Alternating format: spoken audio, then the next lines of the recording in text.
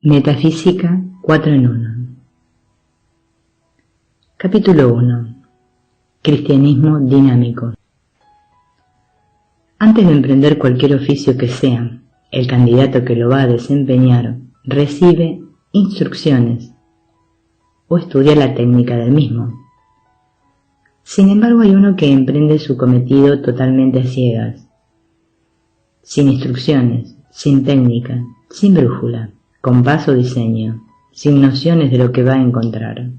Es el ser humano que es lanzado a la tarea de vivir, sin saber siquiera qué cosa es la vida, sin saber por qué algunas vidas transcurren en medio de la opulencia y las satisfacciones, mientras otras las pasan en la miseria y el sufrimiento.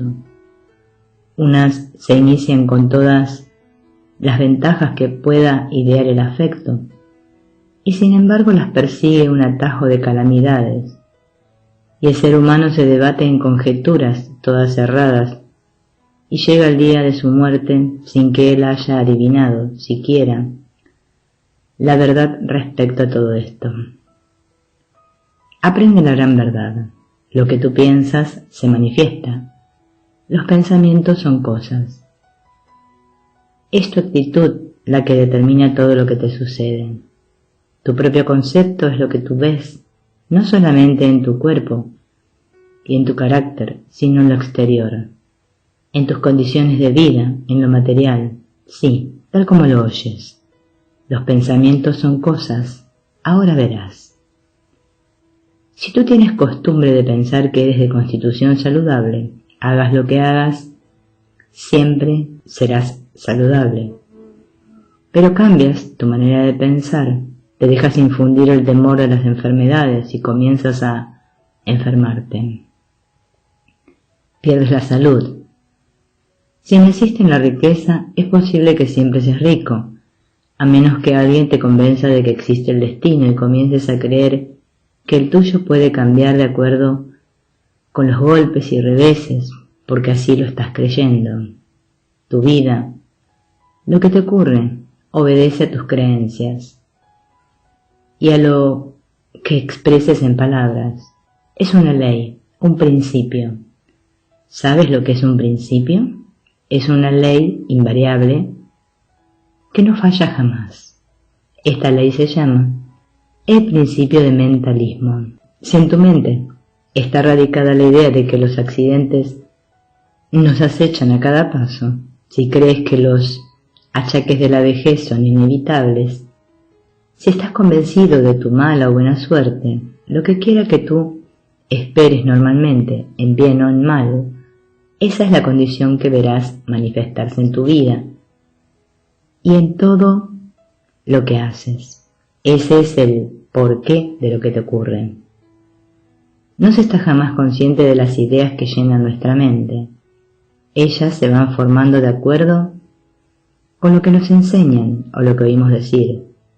Como casi todo el mundo está ignorante de las leyes que gobiernan la vida, leyes llamadas de la creación, casi todos pasamos nuestra vida fabricándonos condiciones contrarias, viendo tornarse malo aquello que prometía ser tan bueno, tanteando como quien dice a ciegas, sin brújula, timón ni compás, achacándole nuestros males a la misma vida y aprendiendo a fuerza de golpes y porrazos o atribuyéndoselos a la voluntad de Dios.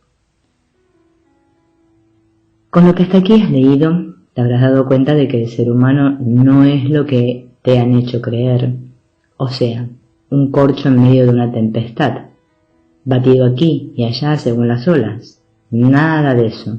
Su vida, su mundo, sus circunstancias, todo lo que él es, todo lo que le ocurre son creaciones de él mismo y de nadie más. Él es el rey de su imperio, y si su opinión es precisamente que él no es sino un corcho en medio de una tempestad, pues así será.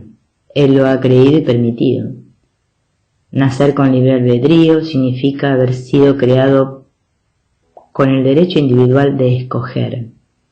¿Escoger qué?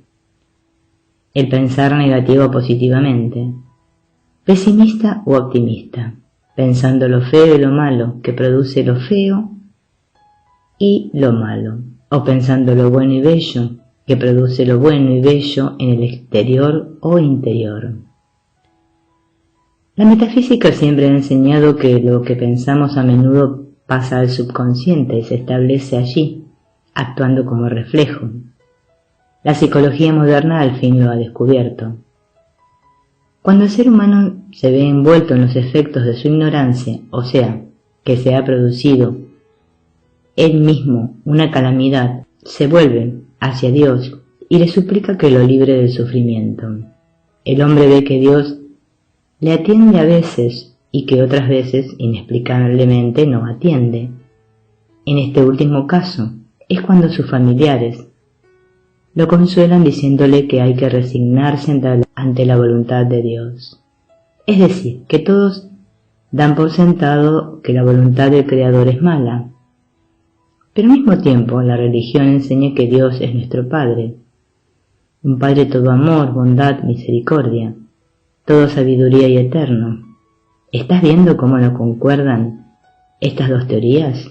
¿Te parece sentido común que un Padre todo amor e infinitamente sabio pueda sentir y expresar mala voluntad hacia sus hijos?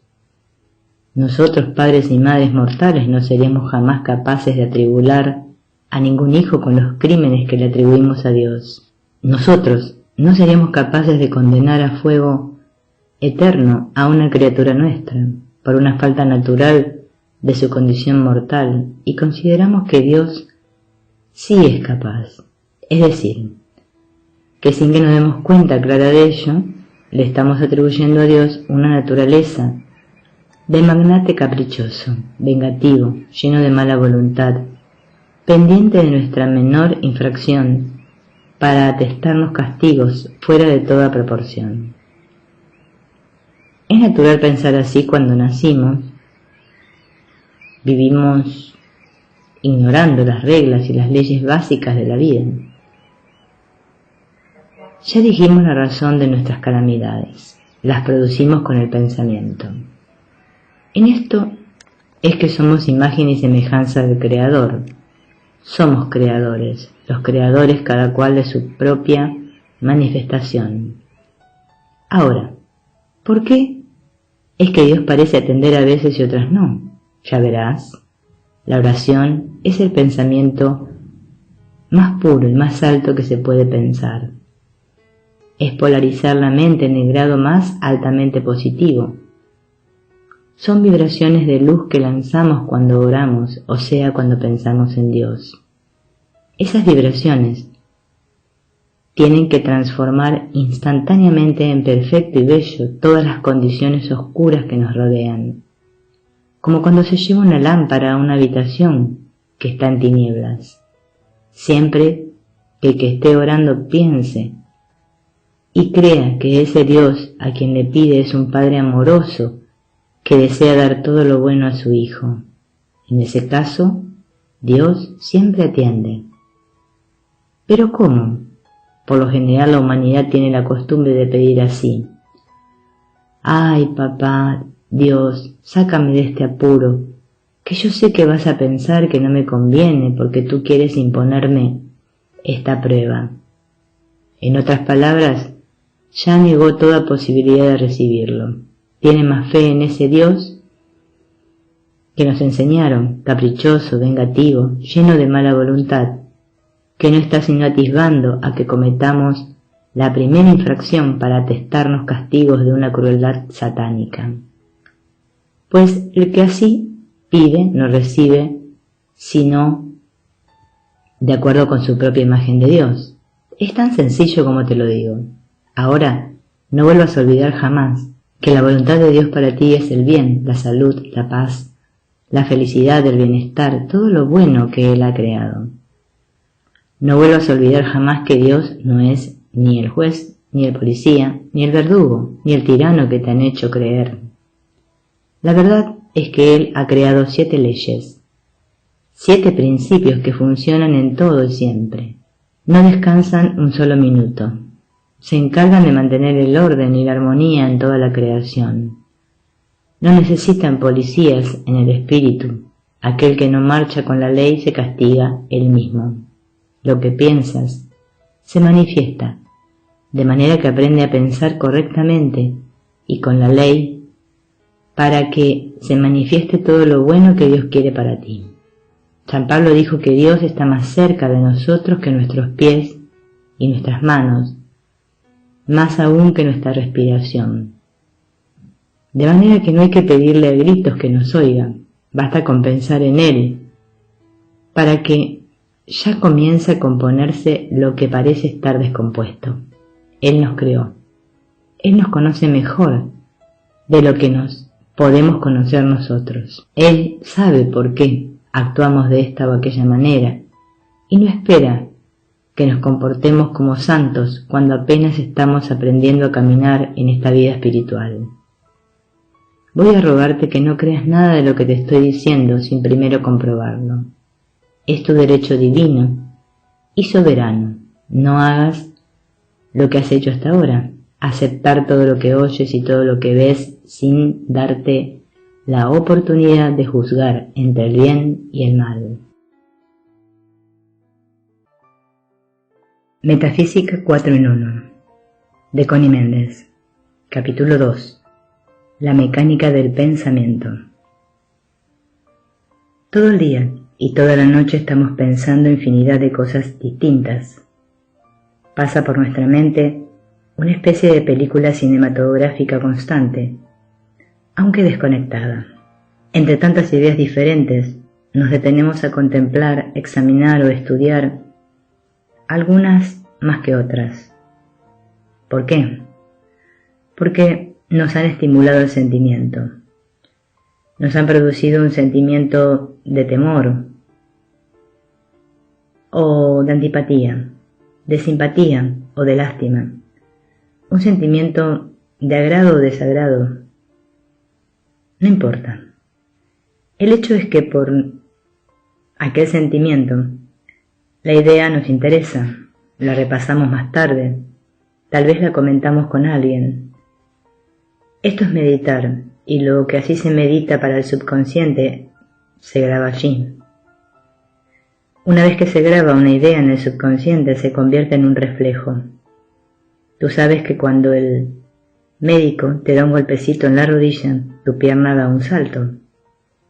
Te han tocado un punto sensible y has reaccionado, ¿no?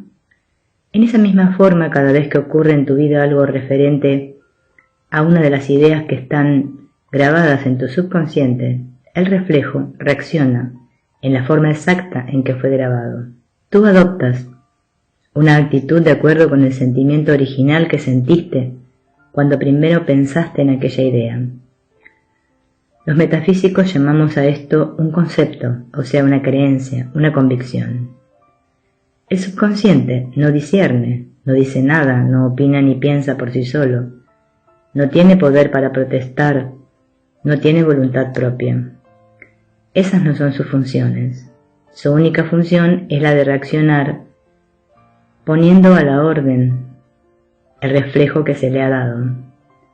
Él es, en ese sentido, un maravilloso archivador, secretario, bibliotecario, automático, que ni descansa ni falla jamás. Tampoco tiene sentido del humor, no sabe cuando una orden ha sido dada en chiste o en serio. De manera que si tu nariz es un tantico abultada, y si tú, por hacer reír a los demás, adoptas el chiste de llamarla mi nariz de papa rellena, por ejemplo, como el subconsciente es un servidor exacto, no tiene sentido del humor y solo sabe obedecer incondicionalmente, entonces tratará por todos los medios de cumplir la orden que le han dado tus palabras y tu sentir, y verás a tu nariz parecerse más y más a una papa rellena. La palabra metafísica quiere decir más allá de lo físico, o sea, la ciencia que estudia y trata de todo lo que está invisible a los sentidos físicos.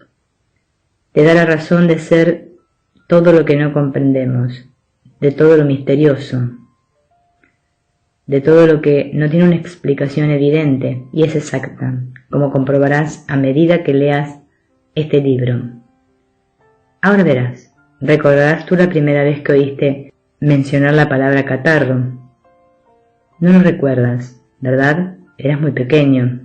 La palabra la dijeron tus mayores, te enseñaron a temerla, a fuerza de repetirla, te instruyeron a comprenderla, te dijeron que no te mojaras los pies, que no te pusieras en una corriente de aire, que no te acercaras a alguien porque tenía catarro y se te pegaba, etcétera, etcétera. Todo lo cual se fue grabando en tu subconsciente y formando allí un reflejo. No tuviste jamás que recordar las advertencias de tus mayores. El daño estaba hecho. De allí en adelante, tu subconsciente te ha brindado un catarro, el mejor que te puedas imaginar.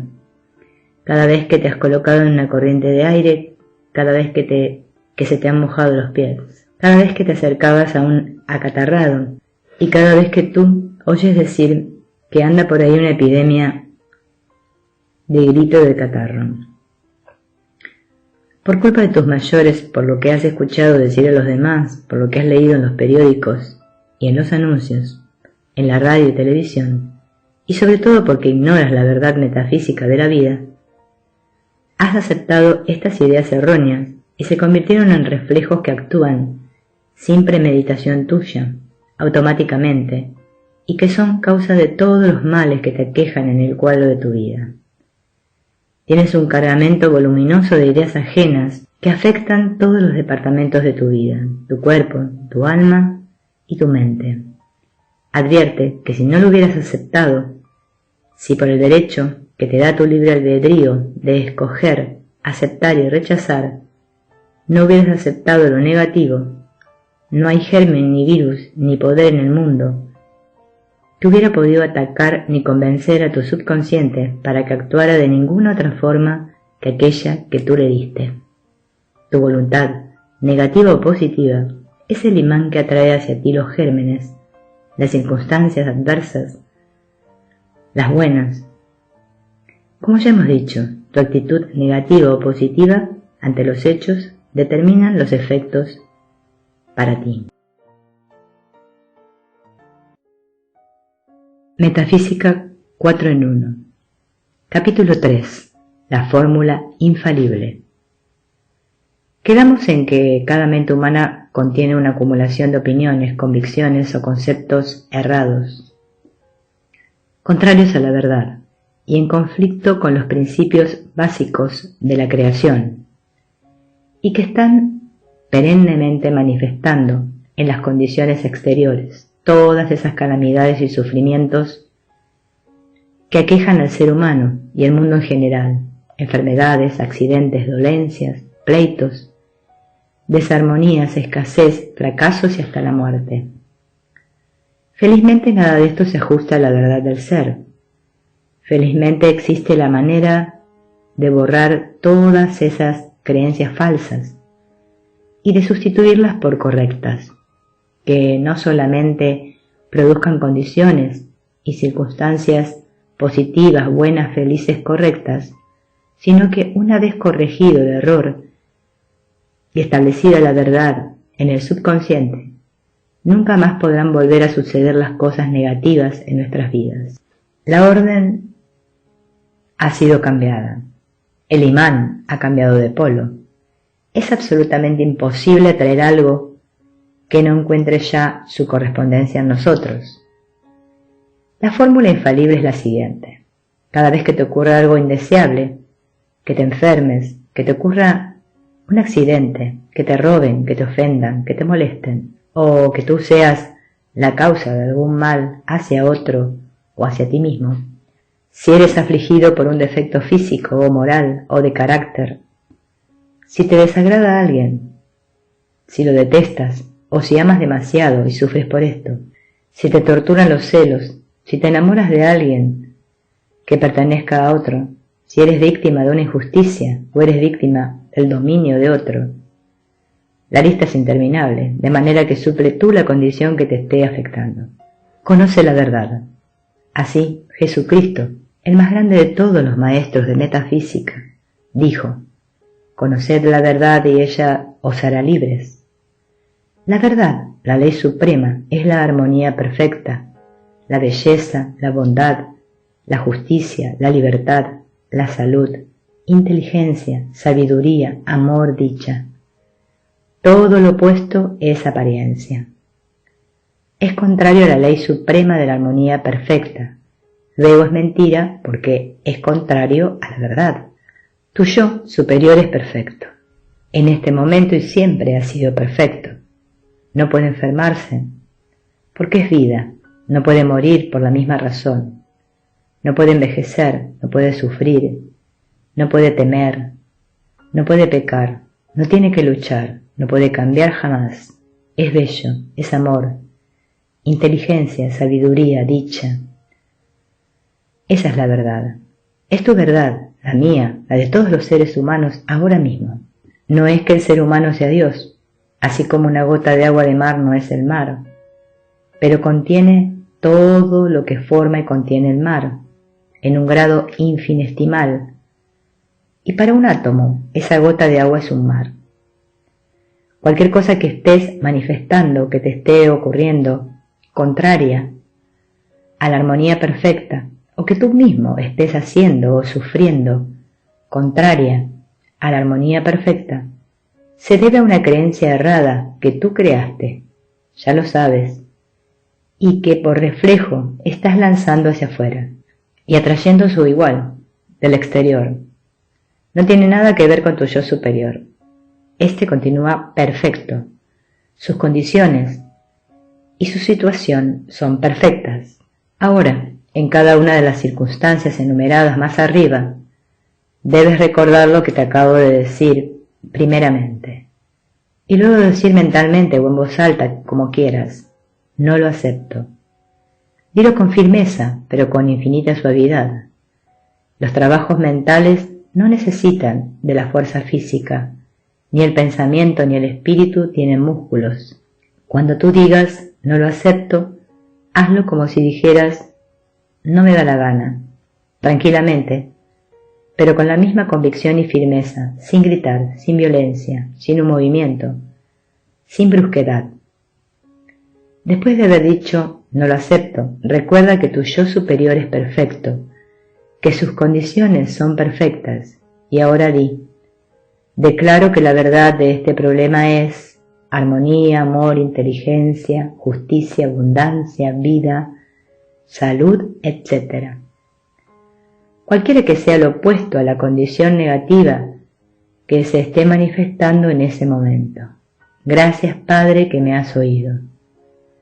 No tienes por qué creer ciegamente lo que estás leyendo, debes comprobarlo tú mismo. En el lenguaje metafísico esto se llama un tratamiento. Después de todo tratamiento hay que conservar la actitud que se ha declarado. No se puede uno permitir que entre la duda respecto a la eficacia del tratamiento, ni se puede volver a expresar en palabras los conceptos, opiniones y creencias de antes, porque se destruye, se anula el tratamiento. El propósito es el de transformar el patrón mental que ha estado dominando en el subconsciente, o sea, el clima mental en que has estado viviendo en toda tu serie de circunstancias negativas. San Pablo dijo: sois transformados por la renovación de vuestra mente. Esta renovación se hace cambiando cada creencia antigua a medida que vayan presentándose ante nuestra vida o a nuestra conciencia en conocimiento de acuerdo con la verdad. Verás los milagros que ocurren en tu vida, en tu ambiente y en tus condiciones. Tú no tienes defectos, sino apariencia de defectos. Lo que ves como defectos morales o físicos son transitorios, porque al conocer la verdad de tu yo verdadero, tu Cristo, tu ser superior, es perfecto Hijo de Dios, hecho a semejanza del Padre.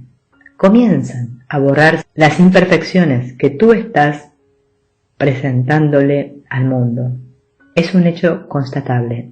Todo estudiante de metafísica cristiana te puede corroborar lo que acabo de decirte. Esta es la gran verdad. No la olvides jamás. Comienza ahora mismo a practicarla. Mientras más se practica, más se realiza, más se adelanta y más feliz te sentirás. Acuérdate, Tú eres único, como tus huellas digitales. Fuiste creado por un diseño único, para un propósito especial que no puede cumplir nadie más que tú. Has tardado 14.000 años para evolucionar a tu sitio de hoy. Las expresiones de Dios son infinitas. Tú y yo somos solo dos de esas infinitas expresiones. Tu Cristo es un ser inteligente que te ama con delirio y que tiene siglos esperando que lo reconozcas. Llegó el momento. Háblale, consúltale y espera sus respuestas. Es el guía y maestro único para ti. Cuando tú llegues a comprender, aceptar y realizar esta verdad, será el nacimiento de Cristo para ti.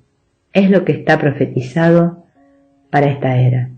Es el Mesías. No es que Jesús vuelva a nacer ahora.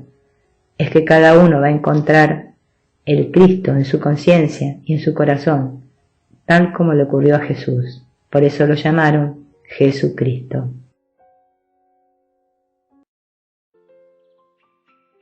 Metafísica 4 en 1. Capítulo 4. El decreto. Cada palabra que se pronuncia es un decreto que se manifiesta en lo exterior. La palabra es el pensamiento hablado. Jesús dijo dos cosas que no han sido tomadas en serio. Una, por tus palabras serás condenado y por tus palabras serás justificado. Esto no significa que los demás nos juzgarán por lo que decimos, aunque esto también es verdad, como habrás visto ya.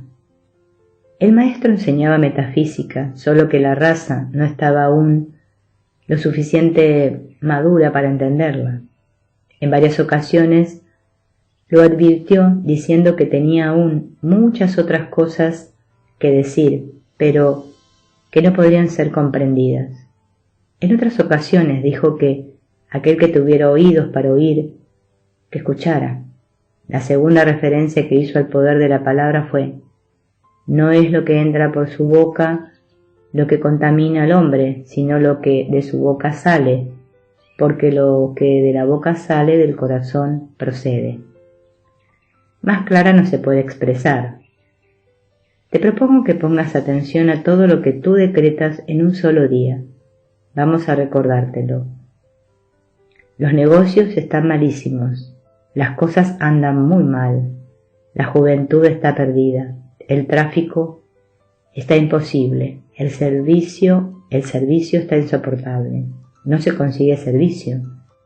No dejes eso rodando porque te lo van a robar. Los ladrones están asaltando en todas las esquinas. Tengo miedo de salir, mire que te vas a caer. Cuidado que te matas, te va a pisar un carro, vas a romper eso.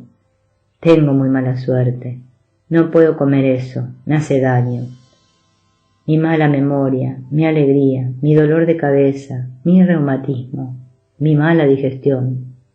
Ese es un bandido, esa es una desgraciada. Tenía que ser, ¿cuándo no? No te sorprendas ni te quejes si al expresarlo lo ves ocurrir. Lo has decretado, has dado una orden que tiene que ser cumplida. Ahora recuerda y no olvides jamás, cada palabra que pronuncias es un decreto, positivo o negativo. Si es positivo se te manifiesta en bien, si es negativo se te manifiesta en mal. Si es contra el prójimo es lo mismo que si lo estuvieras decretando contra ti. Se te devuelve.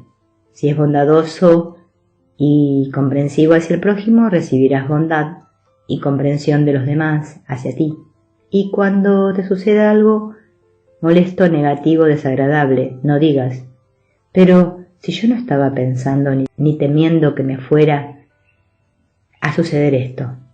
Ten la sinceridad y la humildad de tratar de recordar en cuáles términos te expresaste de algún prójimo. ¿En qué momento saltó de tu corazón un concepto viejísimo, arraigado allí, que tal vez no es sino una costumbre social, como la generalidad de esas citadas más arriba, y que tú realmente no tienes deseos de seguir usando? Como el sentimiento que acompaña a un pensamiento es lo que lograba más firmemente En el subconsciente, el Maestro Jesús, que jamás empleó palabras superfluas, lo expresó muy bien al decir: lo que de la boca sale del corazón procede. Y esto nos da la clave inequívoca. El primer sentimiento que nos enseñan es el temor. Nos lo enseñan nuestros padres, primeramente, y luego nuestros maestros de religión. Al sentir un temor se nos acelera el corazón. Solemos decir: por poco se me sale el corazón por la boca, para demostrar el grado de temor que sentimos en un momento dado. El temor es lo que está por detrás de todas las frases negativas que te he citado más arriba. San Pablo dijo: somos transformados por la renovación de nuestras mentes. Cada vez que te encuentres diciendo una frase negativa, sabrás qué clase de concepto errado tienes arraigado en el subconsciente. Sabrás qué clase de sentimiento obedece, temor o desamor. Atájalo, bórralo, negándolo por mentiroso, y afirma la verdad, si no quieres continuar manifestándolo en tu exterior. Al poco tiempo de esta práctica, notarás que tu hablar es otro, que tu modo de pensar es otro. Tú y tu vida se estarán transformando por la renovación de tu mente. Cuando estés en una reunión de otras personas, te darás perfecta cuenta de la clase de conceptos que poseen, y lo constatarás en todo lo que les ocurre. Siempre que escuches conversaciones negativas, no afirmes nada de lo que expresen. Piensa: no lo acepto ni para mí ni para ellos. No tienes que decírselo a ellos. Es mejor no divulgar la verdad que estás aprendiendo, no porque haya que ocultarlo, sino porque hay una máxima ocultista que dice: cuando el discípulo está preparado, aparece el maestro.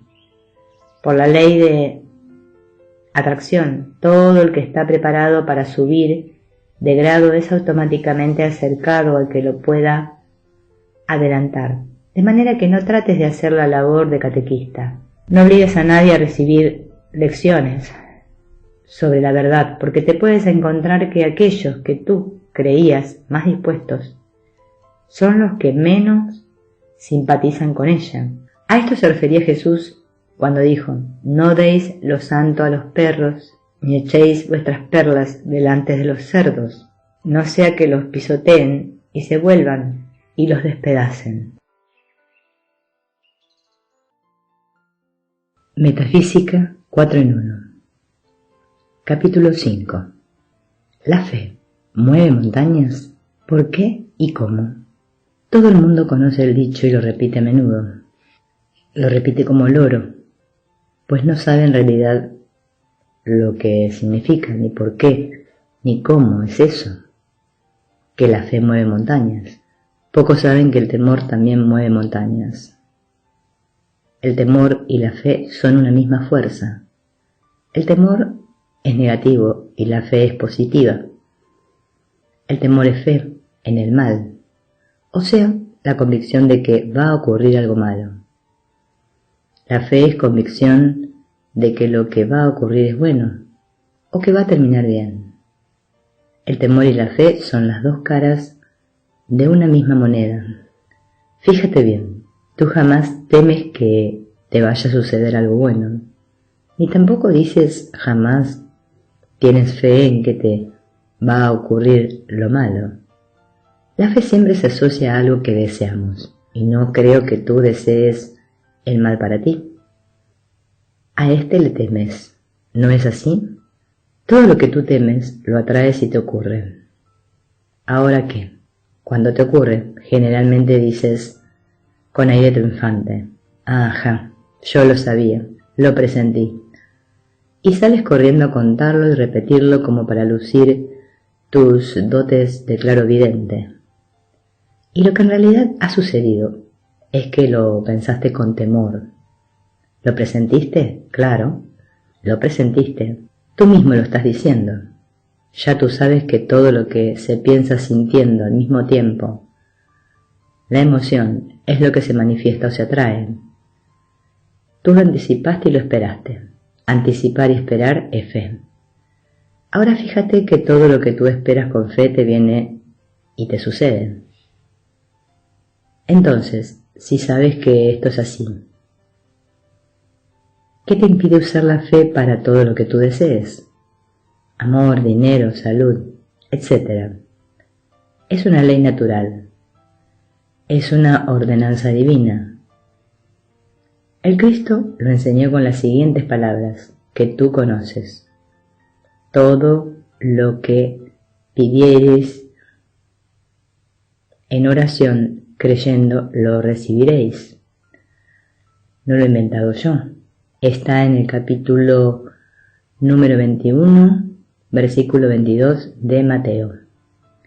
Y Marcos lo expresa más claro aún. Todo lo que pidiereis orando, creed que lo recibiréis y os vendrá. San Pablo lo dice en palabras que no tienen otra interpretación. La fe es la certeza de lo que se espera, la convicción de lo que se ve. Más arriba te dije que la fe es la convicción del bien. Ahora te diré que la convicción viene por el conocimiento. Supongamos que tú vives en la provincia y jamás has ido a la capital. Quieres ir a la capital y tomas el tren, el auto o el avión. Sabes dónde queda capital y cómo dirigirte a ella. Un día te diriges hacia la capital y utilizas la forma de conducción que mejor te convenga. Pero por el camino no vas temiendo desviarte hacia la luna, ¿no?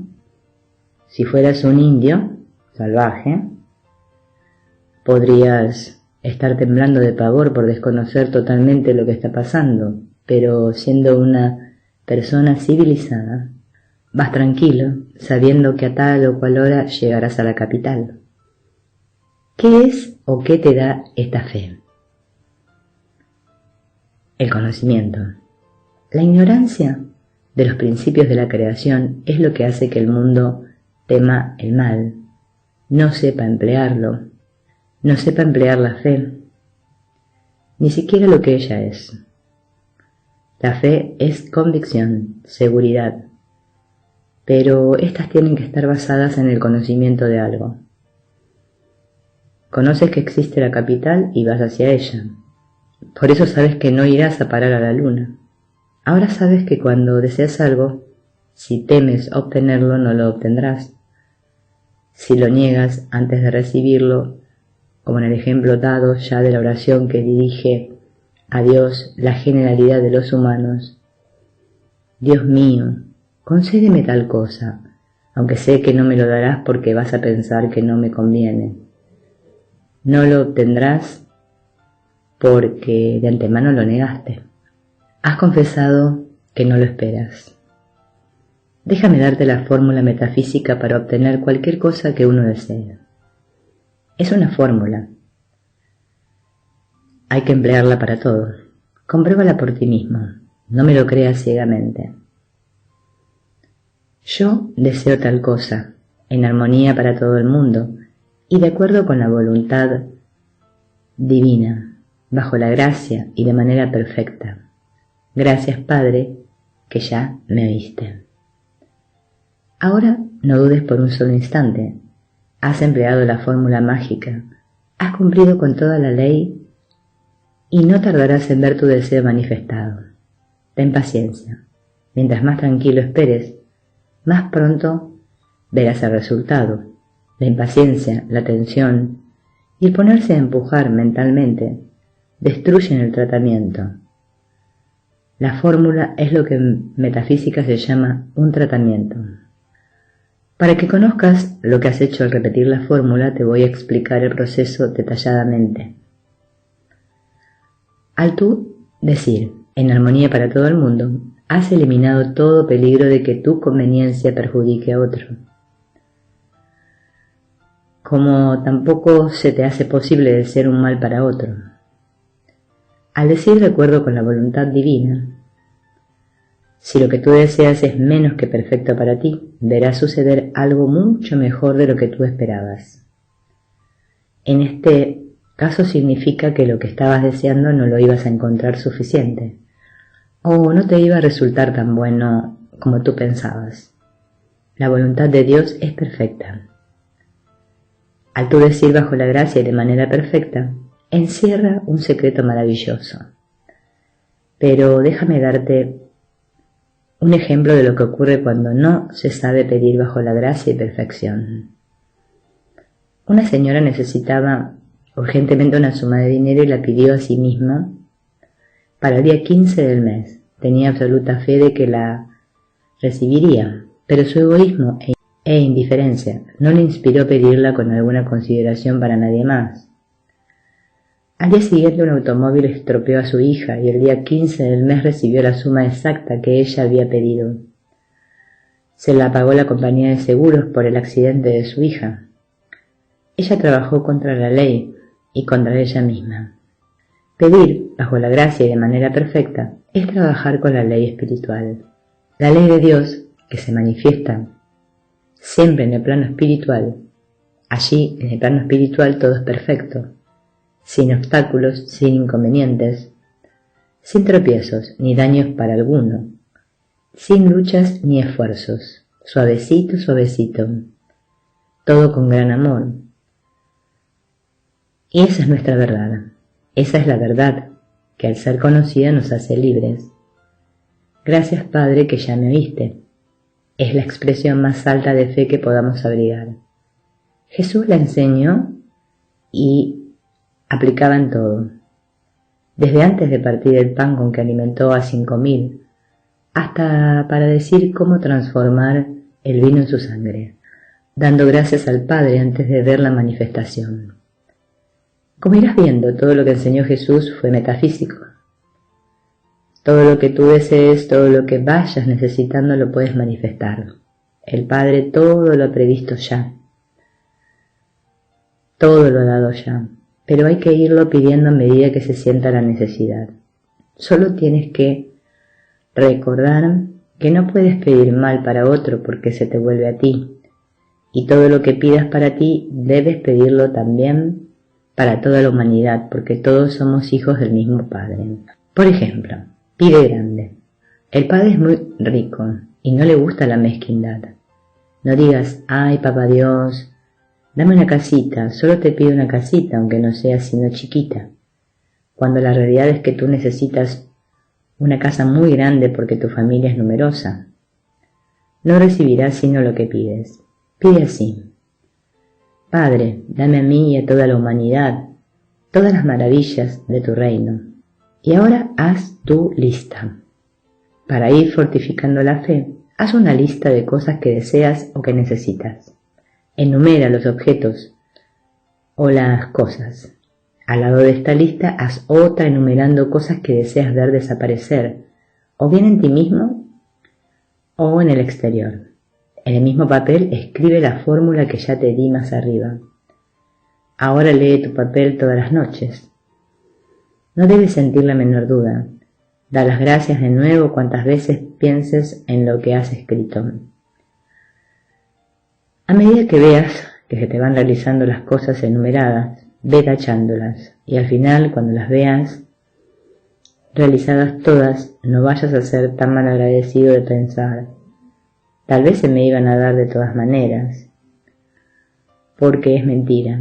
Se te dieron porque las pediste correctamente. Lo exterior se acomodó para dejártelas pasar.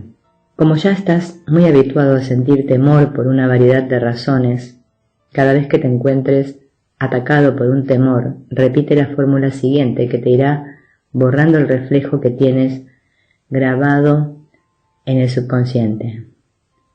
Yo no tengo miedo, no quiero el temor. Dios es amor y en toda la creación no hay nada que temer. Yo tengo fe, quiero sentir fe. Un gran maestro decía: lo único que se debe temer es al temor. La fórmula la debes repetir aún cuando estés temblando de terror. En ese momento con mayor razón. Solamente el deseo de no temer y el deseo de tener fe bastan para cancelar todos los efectos del temor y para situarnos en el polo positivo de la fe. Supongo que ya tú conoces el principio psicológico que dice que cuando se borra una costumbre hay que sustituirla por otra. Cada vez que se niega o se rechaza una idea cristalizada en el subconsciente, se borra esta un poquito. El pequeño vacío que así se hace, hay que llenarlo inmediatamente con una idea contraria. Si no, el vacío atraerá ideas de la misma clase y que siempre están suspendidas en la atmósfera, pensadas por otros. Poco a poco irás viendo que tus temores desaparecen si es que tienes la voluntad de ser constante, repitiendo la fórmula en todas las circunstancias que se vayan presentando. Poco a poco irás viendo que únicamente te sucederán las cosas como tú las deseas. Por sus frutos los conoceréis. Este gran instrumento, el poder del decreto, se presenta a nuestra atención en aquella extraordinaria historia de la creación que encontramos en los 2 primeros capítulos del Génesis en la Biblia. Yo sugiero que tomes tiempo ahora para leer este maravilloso relato.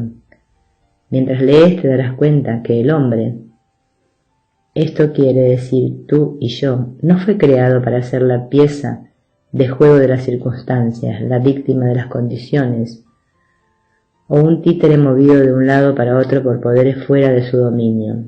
En lugar de esto, encontramos que el hombre ocupa el pináculo de la creación, que lejos de ser lo más insignificante del universo, es por la misma naturaleza de los poderes que le ha dado su creador, la suprema autoridad designada por Dios para regir la tierra y toda cosa creada. El hombre está dotado de los poderes mismos del creador, porque es hecho a su semejanza e imagen. El hombre es el instrumento por medio del cual la sabiduría, el amor, la vida y el poder del Creador Espíritu se expresa en plenitud. Dios sitúa al hombre en un universo respondedor y obediente, incluyendo su cuerpo, sus asuntos, su ambiente, que no tiene otra alternativa que llevar a efecto los edictos o decretos de su suprema autoridad. El poder de decretar es absoluto en el hombre, el dominio que Dios le dio, irrevocable, y aunque la naturaleza básica del universo es buena en la evaluación del Creador, puede aparecer ante el hombre solamente como Él decrete que aparezca. Vemos que mientras el hombre fue obediente a su Creador, mantuvo su poder de pensar y hacer decretos a tono con el espíritu del bien, que es la estructura de la creación. Vivió en un universo de bien, un jardín del Edén, pero cuando el hombre cayó al comer del árbol del conocimiento de usar sus poderes en el bien y en el mal, lo que como agente libre podía hacer, inmediatamente encontró sudor y cardos mezclados con su plan de cada día. Desde la caída del hombre se ha atareado declarando su mundo bueno a malo, y sus experiencias han sido de acuerdo con sus decretos. Esto demuestra evidentemente cómo responde el universo y cuán completos y de largo alcance son el dominio y la autoridad del hombre. Metafísica 4 en 1. Capítulo 6. Amor. Solo te falta este capítulo para terminar de conocer el primer principio de la creación, el principio del mentalismo, cuyo lema es todo es mente. Jesucristo dijo: sois dioses.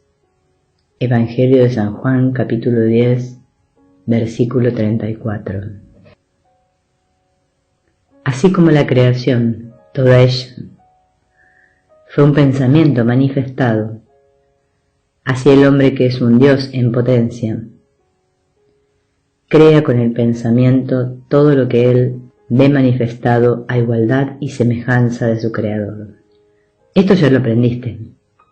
También has aprendido la mecánica de esta creación mental, el carácter positivo o negativo de lo creado, la fuerza, fe o temor, que determina el carácter, la manera de cambiar el aspecto exterior de lo que hayas creado, negado y afirmado, el poder de la palabra, que es el pensamiento hablado y que por lo tanto confirma las órdenes que has dado con tus pensamientos, y finalmente la fórmula infalible para crear, manifestar y obtener lo mejor, lo más alto, lo perfecto, conociendo la verdad. En acatamiento a la ordenanza del Maestro Jesús. Sabes que esta verdad es que fuimos creados perfectos por un Creador perfecto, con la esencia perfecta de Él mismo, con libre albedrío, para crear de manera positiva o negativa. Por lo tanto, el mal no es una creación de Dios, no tiene ningún poder frente a la verdad, que desaparece al sustituir el pensamiento y la palabra positiva. Jesús dijo, no resistáis al mal, o sea, que domináramos el mal con el bien. La verdad única es el bien. De ahora en adelante, no podrás jamás volver a culpar a nadie de lo que te ocurra. Tendrás que mirarte frente a frente y preguntarte, ¿cómo fue mi clima mental en esta circunstancia? ¿Fue positivo o negativo? ¿He sentido fe o temor? ¿Qué especie de decretos me han lanzado con mis palabras? Por sus frutos los conoceréis.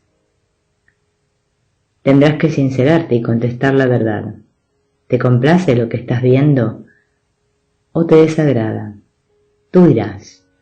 Ahora, en metafísica cristiana decimos que Dios tiene 7 aspectos: amor, verdad, vida, inteligencia, alma, espíritu y principio. Como ves, todos estos aspectos son estados invisibles, mentales, pues no los podemos ver ni tocar. Sentimos y apreciamos sus efectos. Existen, actúan, son reales, son cosas, y ninguno se puede negar. Amor se le llama al carácter de Dios, el primer aspecto de Dios, la fuerza más potente de todas las fuerzas y la más sensible. Pocas personas saben lo que es realmente el amor. La mayoría cree que es aquello que se siente hacia los padres, los hijos, los esposos, los enamorados, etc. Afecto, cariño, atracción, antipatía y odio. Son todos los diferentes grados de una misma cosa, sensación. El amor es muy complejo, no se puede definir con una sola palabra, pero ya que en nuestro planeta se entiende por amor la sensación, y aunque esta no es, sino, como quien dice, el bordecito exterior del amor, tratemos de acercar la sensación lo más que se pueda al amor para comenzar a comprenderlo. El punto central en la escala que va desde el odio hasta el sentimiento, que aquí llamamos amor, es la tolerancia y la buena voluntad. Parece una contradicción, pero cuando se ama mucho, mucho o demasiado, faltan tolerancia y buena voluntad.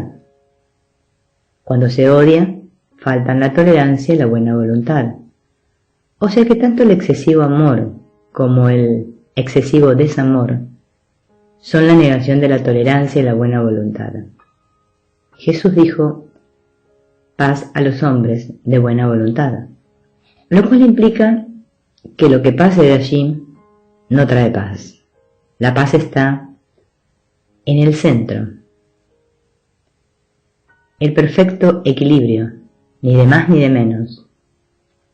Todos los excesos, aun el exceso de bien, exceso de dinero, de amor, de caridad, de oración, de sacrificio, etc., desequilibran el peso de la balanza, llevan más hacia uno de los lados y quitan la paz.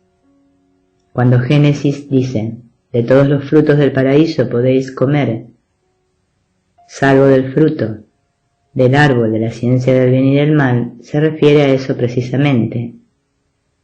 El tronco del árbol simboliza el centro, el equilibrio.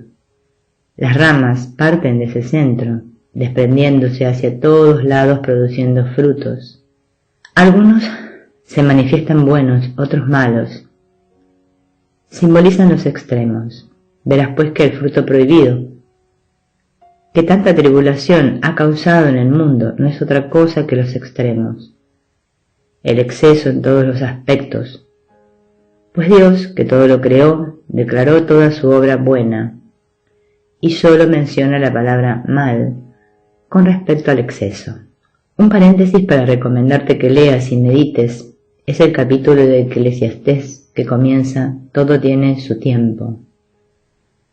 Todo tiene su tiempo, y todo lo que se quiere debajo del cielo tiene su hora. Tiempo de nacer y tiempo de morir.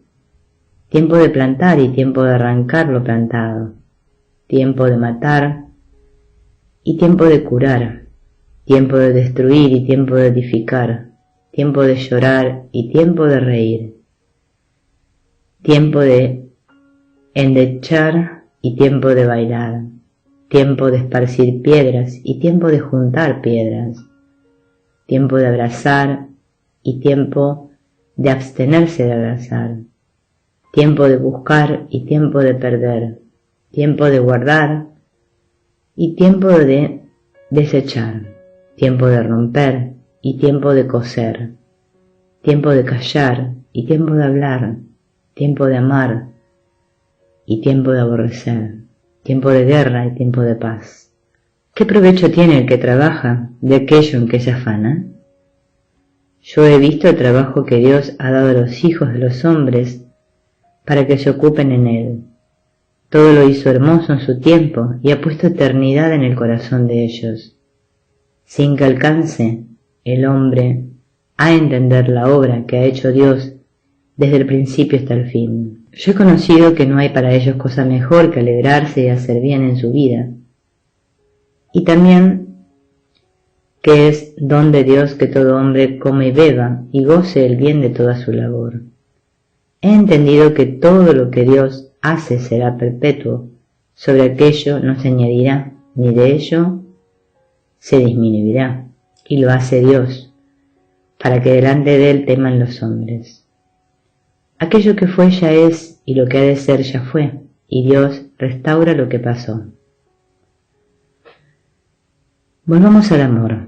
Aquellas madres que dicen amar tanto a sus hijos que no les permiten separarse del nido, ni casarse, ni actuar independientemente de ellas cuando ya son hombres y mujeres mayores de edad, no aman, son egoístas y lo que sienten es deseo de posesión. Aquellas novias y esposas que sufren torturas de celos igualmente.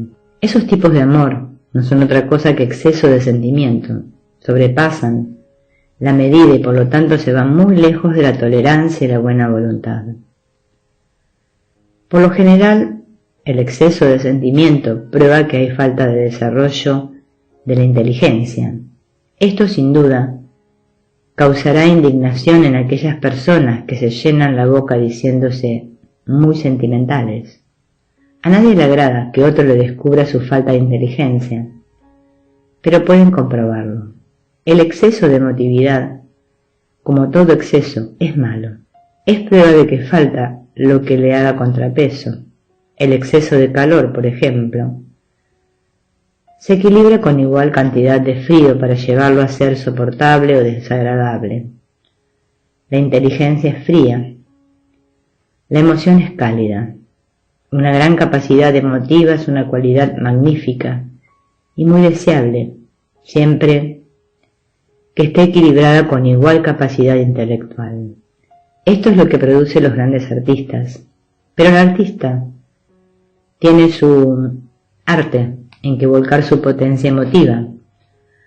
En cambio, la persona exageradamente emotiva y con poco desarrollo intelectual vuelca toda su pasión en los seres humanos que la rodean, pretende atarlos y que cumplan su antojo.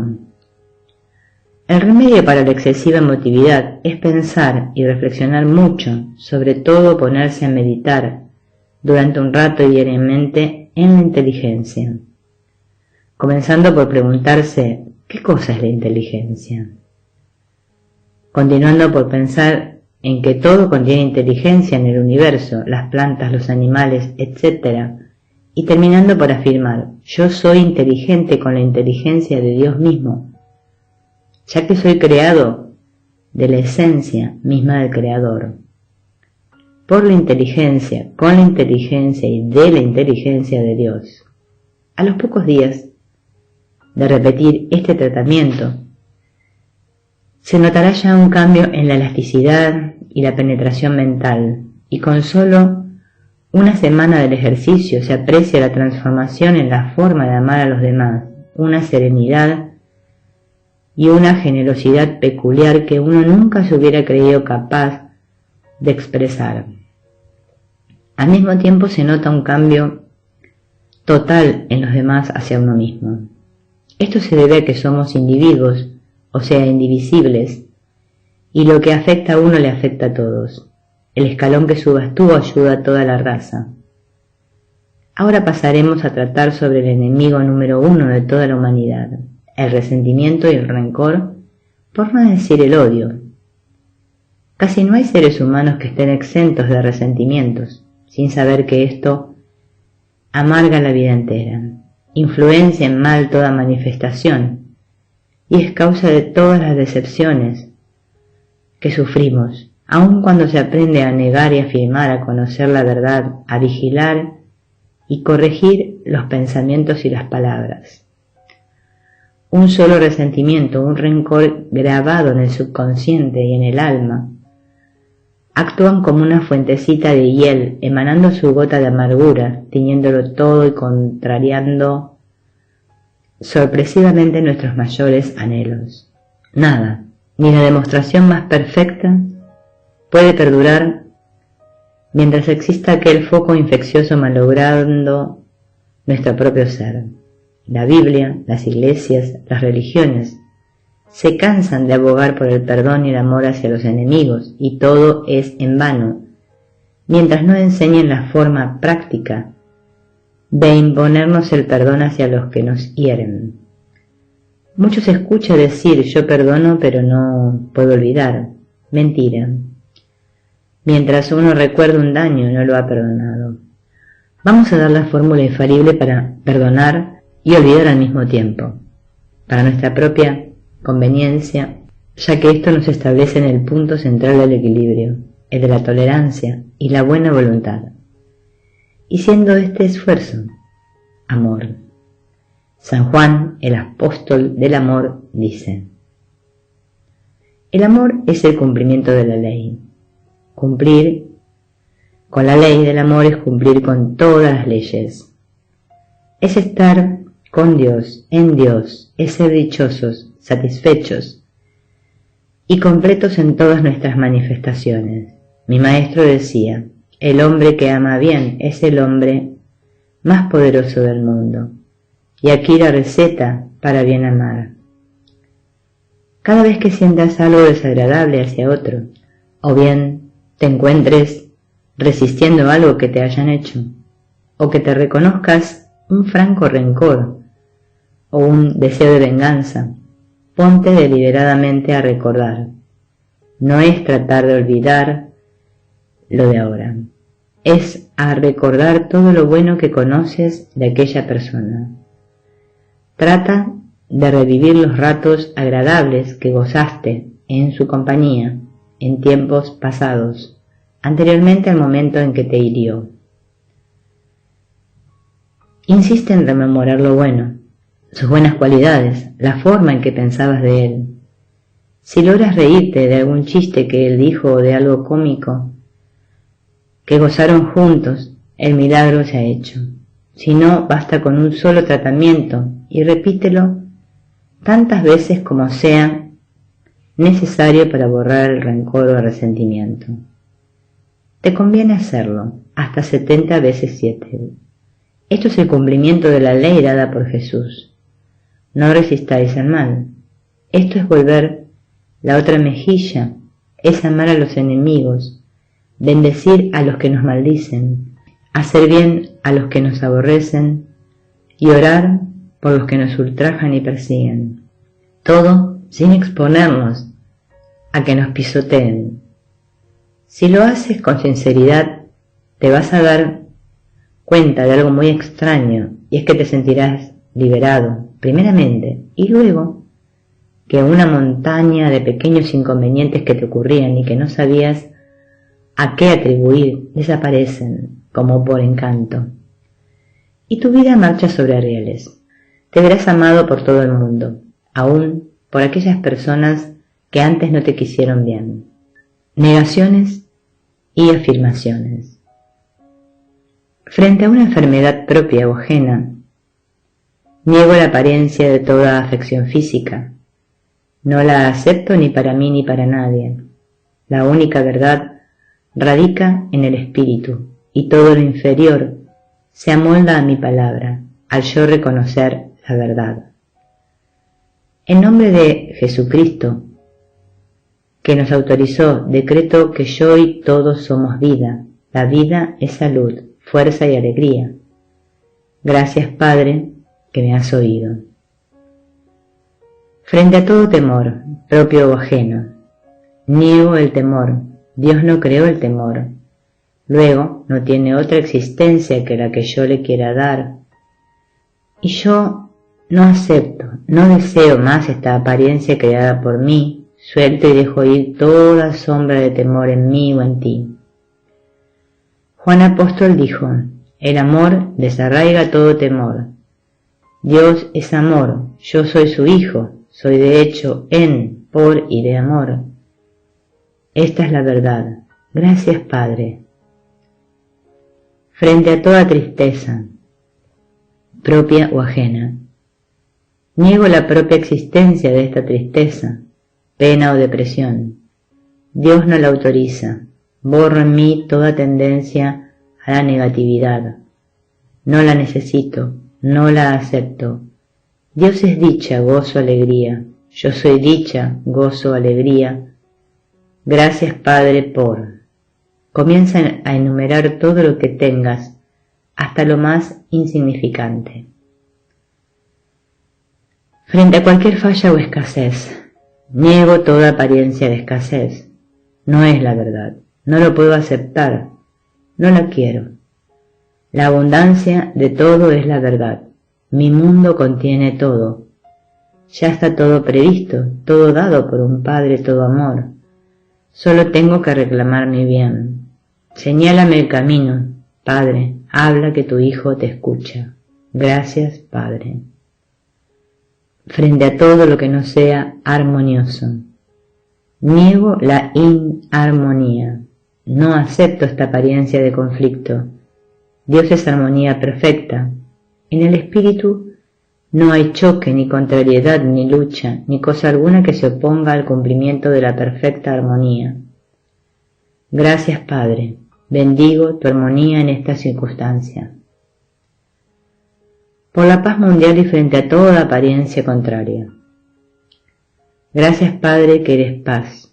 Gracias, Padre, que nada de lo que está contrariando este hecho tiene consistencia alguna, que todo es creación de los que ignoran. Perdónalos, que no saben lo que hacen. Hágase tu voluntad aquí en la tierra como es en ti. Gracias, Padre. Todo lo anterior te lo doy para que aprendas a formular tú mismo tus oraciones. Como todo el día estamos pensando y decretando, todo el día estamos orando en forma negativa o forma positiva y creando nuestras propias condiciones, estados y sucesos. Lo importante es mantenerse en el ánimo que expresa la oración. Si después de afirmar te dejas regresar al polo negativo, destruyes el efecto de la oración. Cuida tus pensamientos, cuida tus palabras, no te dejes arrastrar por lo que expresen otros. Recuerda que ellos ignoran lo que tú ya vas conociendo. Lo que pienses y pidas para ti, piénsalo también para los demás. Todos somos uno en espíritu, y esa es la forma más efectiva de dar. Mejor que pan y limosna, ya que el pan y la limosna duran solo unos instantes. mientras que la verdad se queda con el otro para siempre. Tarde o temprano tu don espiritual le entrará en la mente consciente y habrás hecho labor de salvación en un hermano. El principio del ritmo, que es la ley del péndulo, el boomerang, te devuelve el bien que haces, como también el mal que haces. Se ha dicho que uno con Dios es la mayoría, la manera que una sola persona que eleve su conciencia al plano espiritual y reconozca la verdad en la forma expresada más arriba, es capaz de salvar a la ruina, de la ruina a una organización, salvar de la crisis a una comunidad, una ciudad o una nación, porque actúa en el plano espiritual, que es la verdad, y esta domina a todos los planos inferiores. Conoced la verdad, y ella os hará libres. Metafísica 4 en 1. Capítulo 7. Significado metafísico de los 10 mandamientos de Moisés. Parece ser que aún no se ha podido comprobar si Moisés era lo que dice la Biblia, o si era realmente el hijo de una princesa egipcia, hermana de Ramsés II.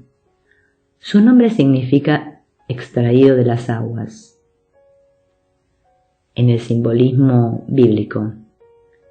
Y como la Biblia en gran parte está formada por relatos simbólicos, destinados a proteger la gran verdad contra las interpretaciones erróneas de aquellos que no tengan la madurez necesaria para ponerla en práctica, es muy posible que todo el relato bíblico respecto a su nacimiento hebreo y su adopción por la princesa sea también simbólico y no histórico. En todo caso, la verdad de su procedencia no afecta lo que él enseñó. Moisés sí fue un gran iluminado, un gran maestro de la verdad metafísica que no solamente liberó al pueblo hebreo de la esclavitud y las condiciones infrahumanas en que se hallaban, sino que también enseñó a muchas tribus errantes que se fueron agregando a su grupo en el desierto, y por esta razón fue que tantas razas distintas descendidas de aquellas tribus adquirieron el culto monoteísta, un solo Dios, conservándolo hasta hoy. Tal abigarramiento de gentes, algunos totalmente primitivos que no sabían respetar lo ajeno, que mataban a otro porque les molestaba, que dejaban perecer de mengua a los ancianos porque les representaban, cada uno una boca más, para quienes una mujer no era sino una hembra perteneciente a todos, y otros, no tan primitivos como los judíos que habían vivido esclavos de los egipcios, pero no habían conocido otra cosa que el trabajo de sol a sol, sin tregua ni descanso, y que en la convivencia con los idólatras habían adoptado estas creencias y olvidado el culto de sus antepasados, obligó a Moisés a formular un código de leyes simple, escueto, al nivel mental de todos, expresadas en lenguaje casi infantil, pero con castigos durísimos por cada infracción y basadas en la amenaza y el terror, ya que esta es la única forma de domar a una bestia salvaje. Moisés había sido educado en el templo de Heliópolis, que era, como quien dice, una universidad. Allí enseñaba lo que llamaban geometría en aquel entonces, y que incluía no solamente las matemáticas, sino la metafísica, la astrología, la numerología, y un simbolismo triple que usaban los de aquellos tiempos para dejar registrada su sabiduría, al servicio de las generaciones futuras a medida que evolucionaran. El primer aspecto de esta simbología era sencillo, se refiere a la vida y mundo de los humanos. El segundo aspecto es metafísica, trata la misma condición pero en el plano mental. El tercer aspecto es jeroglífico y trata el mismo asunto en el plano espiritual. Y este último aspecto es tan profundo que dice no ser inteligible sino para los espíritus puros. Y aquí está nuestra primera exposición del mismo. Principio de correspondencia. Este principio dice, como es arriba es abajo, como es abajo es arriba. Abajo significa en el plano material, en las condiciones humanas, en lo visible. Arriba se refiere a lo invisible, a lo mental y por supuesto a lo abstracto espiritual. Lo que dice el principio de correspondencia es que las leyes todas actúan en todos los planos y que las condiciones en un plano se repiten en el plano superior como también en el plano inferior. Esto lo irás viendo claro de aquí en adelante. Así elaboró Moisés sus 10 mandamientos o Sefer Bereshit, como se llama este código de leyes en idioma hebreo, para que la humanidad, a medida que fuera evolucionando y despertando, se fuera iniciando en las enseñanzas superiores. Y la siguiente interpretación no es invento de ningún hombre. Fue dejada en claves conocidas por los muy adelantados, pero mantenidas ocultas a través de estos milenios. Como verás luego, ya la humanidad aprendió la primera lección, o sea que aprendió a obedecer la ley en su primer aspecto. La mayoría es adulta mental y moralmente. Hay un gran sector de la humanidad que ya está protestando en su interior por las contradicciones que hay entre el dogma y el sentido común. Y esta es la señal que indica el momento de dar el paso hacia adelante. La mayoría pues comienza a razonar en escala alta. En síntesis, los 10 mandamientos dicen: 1. No hay sino un Dios. 2. No fabricarás imágenes, no las adorarás ni les rendirás culto. 3. No tomarás en vano el nombre del Señor, tu Dios. 4. Acuérdate de santificar el día séptimo. 5. Honra a tu padre y a tu madre. 6. No matarás. 7. Cometerás adulterio. 8. No hurtarás. 9. No levantarás falso testimonio. 10. No codiciarás. Este grupo de leyes se divide en 2 grupos. 8 mandamientos aparentan ser prohibiciones y comienzan con la palabra no. Estos son los números 1, 2, 3, 6, 7, 8, 9 y 10. Los números 4 y 5 son recomendaciones. A primera vista, el ser humano, que aún no ha aprendido a razonar en el plano mental espiritual, los entiende como prohibiciones o normas de conducta.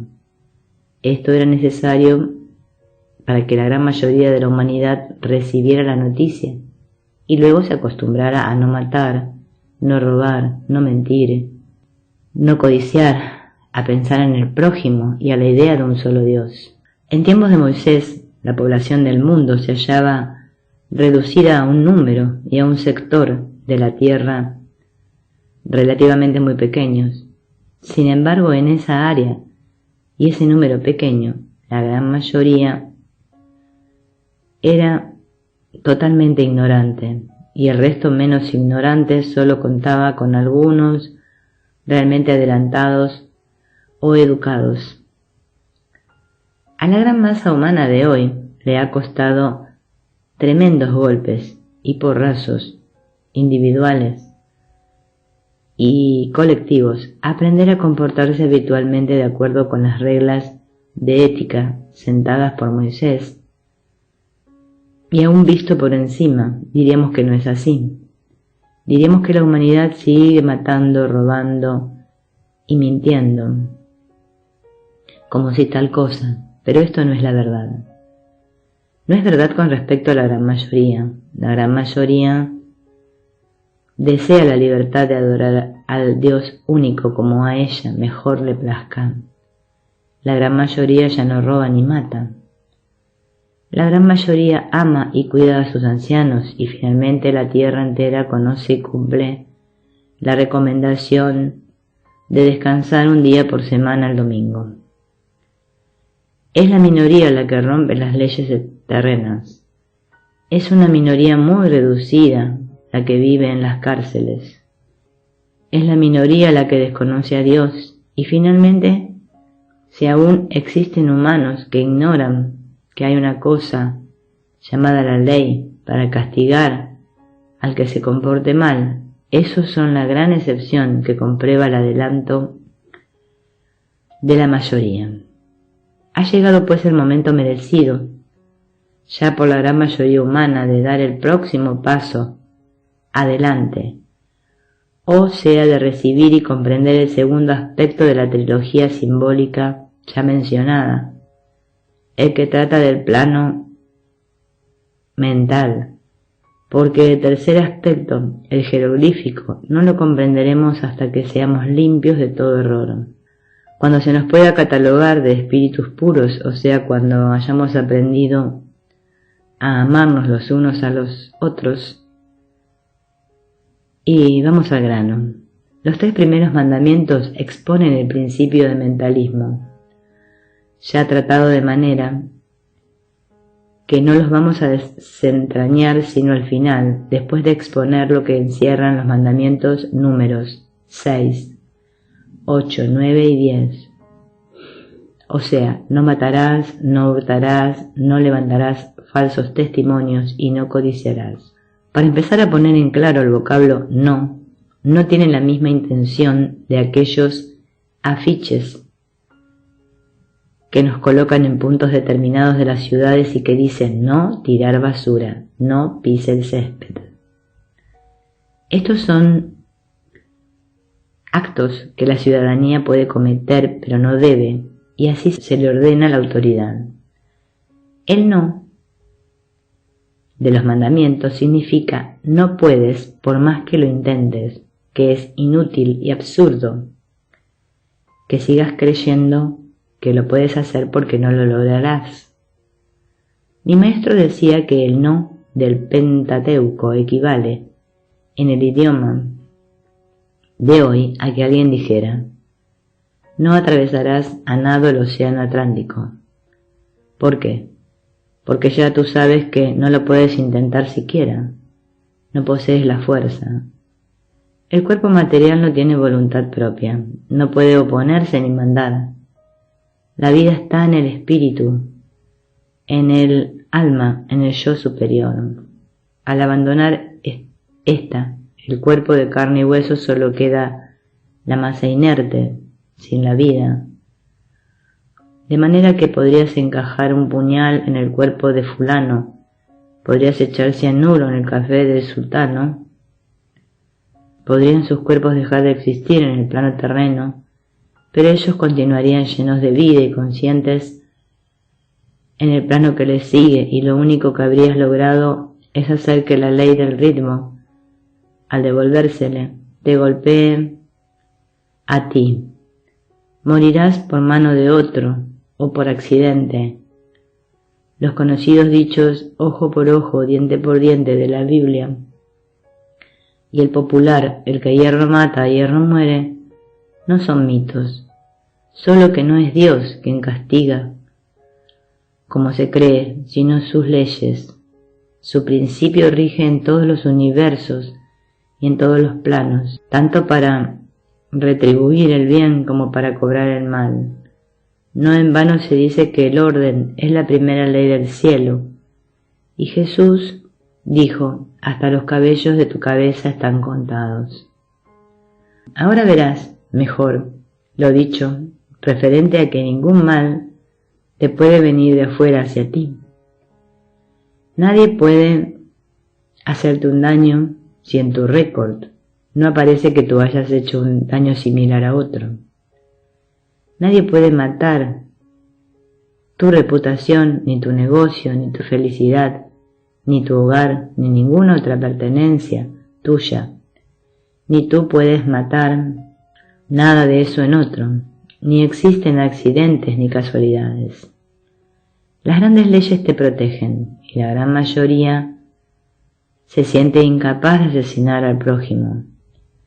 Ya es mucho, pero ahora viene el segundo aspecto del mandamiento, a decirnos que es inútil intentar dañar a otro o a sus pertenencias por medio de la calumnia, el chisme, la mentira o el truco, y que lo único que se logra con eso es que la ley devuelva idéntico mal al que lo intenta.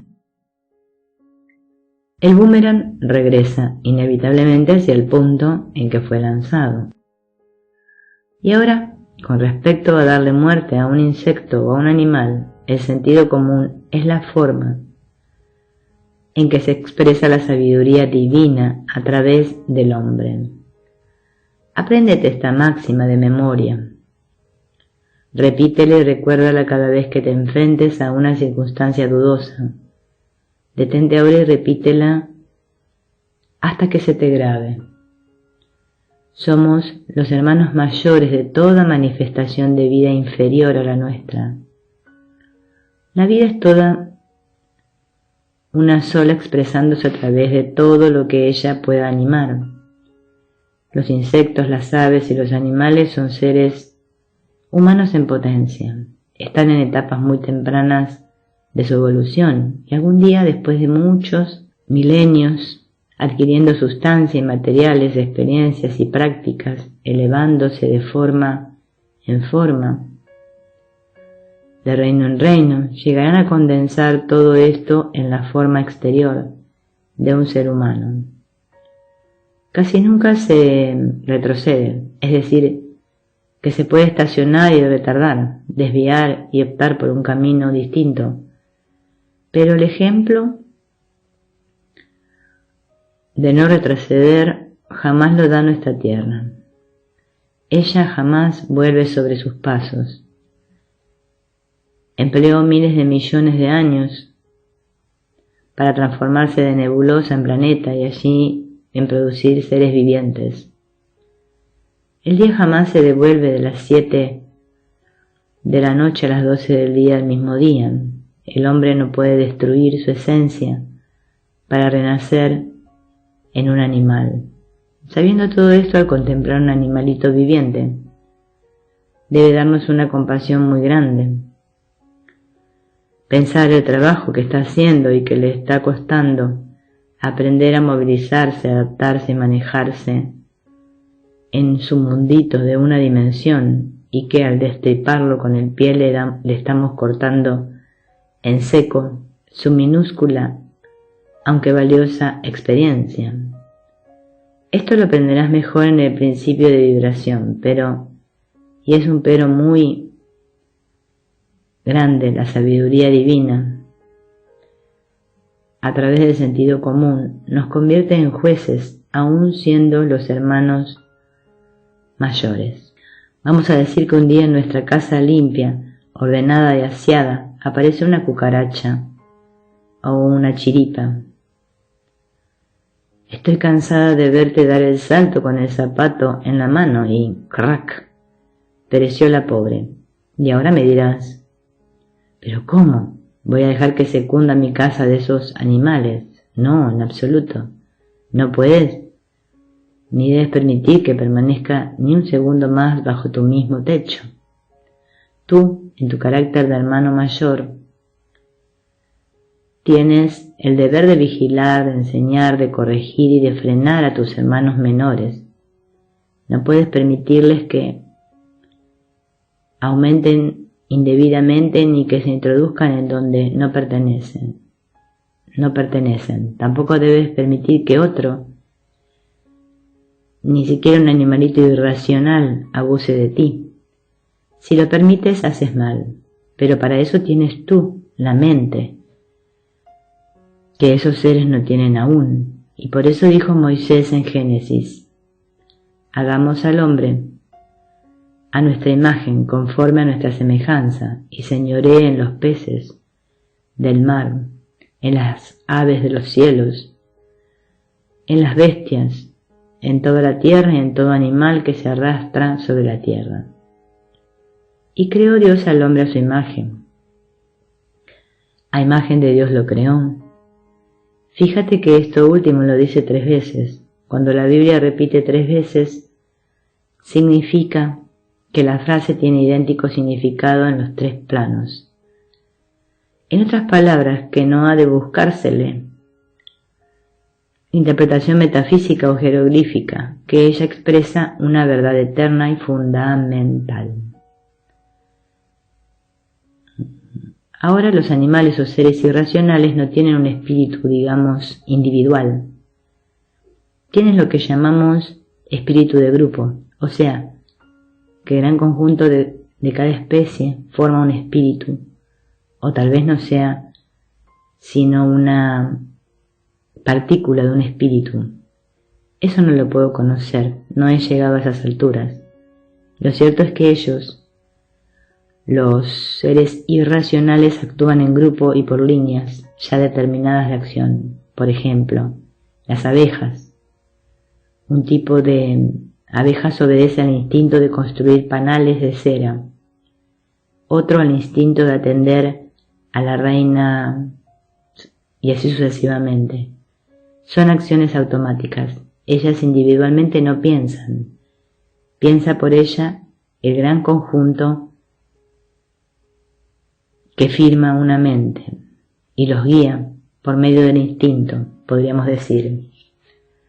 Empleando la ley de correspondencia, vemos cómo corresponde esta actuación mecánica de las abejas a una situación similar en el reino humano, en la construcción de un edificio, por ejemplo. Hay muchachos cargadores de agua, hay albañiles que pegan ladrillos, hay carpinteros que hacen puertas, hay obreros especializados en molduras, pinturas, adornos, y todos trabajan casi mecánicamente, cada uno en su línea determinada, todos cumpliendo algo que está en la mente del arquitecto. En el hombre, ¿qué corresponde? Los pies hacen el trabajo automático de caminar, las manos de maniobrar, los ojos de mirar, los oídos de escuchar, etc. Y todo obedece al impulso que envía la mente a través de las líneas que llamamos nervios en el hombre. Sabiendo esto, cuando tú te encuentres un insecto fuera del lugar, frena tu primer impulso de aniquilarlo. El espíritu de su grupo está a tu misma altura mental. Forma parte de la mente universal. Lo contactas al dirigir tu mente hacia él. Simplemente dile: aquí hay una célula tuya que se encuentra fuera de su ambiente. No es armoniosa a mi ambiente. Dios es armonía perfecta. Llévatela. Sentirás una gran emoción al ver que el insecto se detiene inmóvil, como recibiendo la onda, y al minuto corre a desaparecerse. No lo volverás a ver, y en el caso de que tu propia conciencia no está aún segura de la verdad que te acabo de enseñar, bien sea que tú sientas dudas del resultado o que hagas el tratamiento con demasiada violencia y ves que el animal continúa molestándote, dale 3 chances.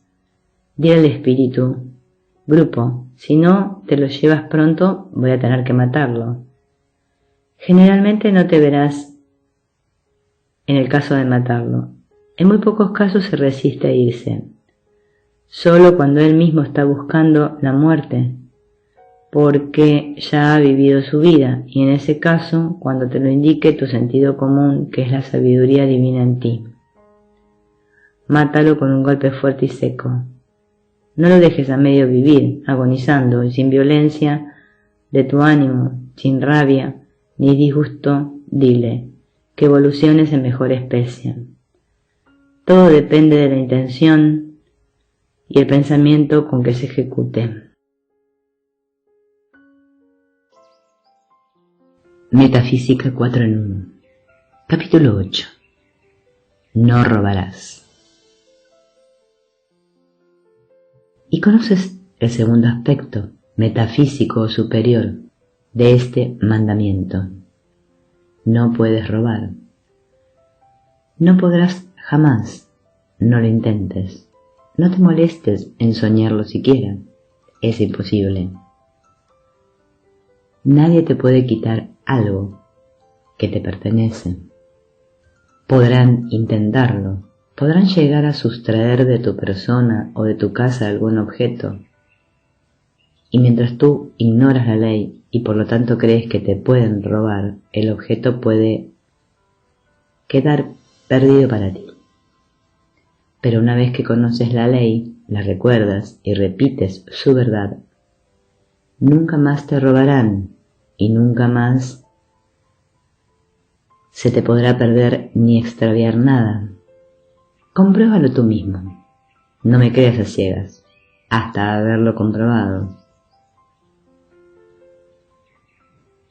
La próxima vez que no encuentres algo que crees perdido, es de las lecciones más fáciles de aprender. Tu cuerpo de hoy contiene todas las sustancias primitivas de nuestro planeta: tierra, agua y aire. Además, de esto se desprenden todas las sustancias, todos los elementos. Además, tienes en tu haber todo lo que acumulaste de experiencias y conocimientos en tus miles y miles de años viviendo bajo una u otra. Pero lo primero que aprendiste fue a comer y a buscar comida cuando fuiste una larva en el agua, cuando después de muchos caminos llegaste a mover tus patitas para caminar sobre la tierra. El comer, el digerir y el movimiento de tus miembros se hicieron derechos adquiridos. Ya no pudiste ni podrás perder jamás esas habilidades. Cada conocimiento o habilidad que se adquiere da automáticamente el derecho de ocupar un lugar más adelantado en el anterior. ¿Ahora ves por qué no se puede retrogradar a un lugar inferior? ¿Cómo? Si es la ley de la evolución, además de la ley de atracción, que hace que todo atraiga a su igual y rechace su opuesto. Esto forma parte del principio de polaridad, que es inquebrantable como todos los principios. A pesar de que al iniciarse en una nueva vida hay que aprender de nuevo lo que ya se ha adquirido en las anteriores, como caminar, hablar, comer, etc. Esto es aparente, nada más. Lo que ocurre en realidad es que el ser tiene que recordar, no reaprender, pues el niño come, digiere, se mueve, llora, ríe, ve, oye, le circula la sangre, etc. Todo porque ya lo tiene el subconsciente, los talentos, el genio, el muchacho que es muy perezoso para estudiar, todas las habilidades anteriores y le son mucho más fácil que otros, quienes las intentan por primera vez. Pero el muchacho inteligente, perezoso para los estudios, solo está manifestando que le aburre tener que volver a recorrer lo que ya recorrió en una vida o varias vidas anteriores. No hay que preocuparse por eso. Hay que dejarlo allí para que recuerde lo que tiene almacenado en el subconsciente. Generalmente ocurre que en el momento de los exámenes le surge al chico lo necesario para pasar tranquilamente y a la par de todos los demás que se han matado estudiando durante todo el año. Esto confunde a los padres y maestros, pero es una de las pruebas a favor de la teoría de la reencarnación. La reencarnación sí existe, pero no es obligatoria. El libre albedrío existe para todo y en todo. Así como en la Tierra, cada individuo aprovecha o desperdicia las oportunidades de acuerdo con su carácter o su deseo. En el plano astral, el reino de las almas o espíritus desencarnados, cada uno es libre de aprovechar o no este recurso que se ofrece para adelantar, así como los humanos son libres de escoger una profesión o una línea de estudios, esforzarse para su propio desarrollo o simplemente vivir sin propósito o ambición. Así las almas son libres de regresar al plano terrestre para dar otro paso en adelante, para adquirir nuevas experiencias, para pagar cuentas pendientes, llamadas karmas, o para cobrar bienes merecidos, o si les place la vida que están llevando pueden permanecer en ella todo el tiempo que les convenga. Nadie las obliga, solo que al fin y al cabo el adelanto y bienestar ajeno las induce a desearlo para ellas también, y la moneda con que esto se compra es el esfuerzo, el conocimiento y la experiencia, las cuales se adquieren en la vida activa de la Tierra. Cada conocimiento y cada experiencia quedan para siempre como posesiones adquiridas, compradas y pagadas. Estas posesiones decimos que son adquiridas por derecho de conciencia y no pueden ni perderse ni ser robadas. Nadie puede quitarle a uno la inteligencia, el talento, las facultades y los conocimientos. Pero lo que es más extraordinario aún es que como cada adquisición es hecha a través de experiencia, y esa experiencia es acompañada por objetos, instrumentos, muebles, dinero, propiedades, etc., todo lo que se ha usado en la vida, en una experiencia, todo lo que se ha aprendido a usar, pues la cama, la mesa, los cubiertos, la vajilla, la ropa, las joyas, el dinero, todo hasta una cajetilla de fósforos quedan en esencia o como negativos de fotografías, grabadas y archivadas en nuestro haber individual, por derecho de conciencia. Y estas propiedades o posesiones las traemos junto con nosotros en cada reencarnación. Ellas aparecen en nuestras vidas, quérase o no, y esto es lo que hace que algunas personas nazcan en la opulencia y otras en la miseria. Se nace donde se ha merecido nacer por derecho de conciencia. La ley se encarga de atraer a cada cual a su esfera, a su propio sitio. No hay injusticia en el plano de la verdad. A esta ley se refirió el Maestro Jesús cuando dijo: no os hagáis tesoros en la tierra, donde la polilla corrompe y donde los ladrones minan y burlan, sino haceos tesoros en el cielo, donde ni la polilla ni el orín corrompen, ni los ladrones hurtan y minan. Porque donde esté vuestro tesoro, allí estará vuestro corazón. Pero claro está que, como todas las máximas bíblicas, esta también tiene 3 grados de significación. El primero material, el segundo mental y el tercero espiritual. Como se verá por todo lo dicho, no hay que vivir temeroso de los ladrones. Si hasta ahora has vivido temblando porque te puedan robar tus posesiones, porque en tu casa entren ladrones de noche o cuando te ausentes de tu casa, porque has creído en estafas, estafadores, etc., ya puedes vivir en paz. Nadie puede quitarte ni un alfiler que te pertenezca por derecho de conciencia, pues si lo posees es porque lo mereciste en vidas remotas.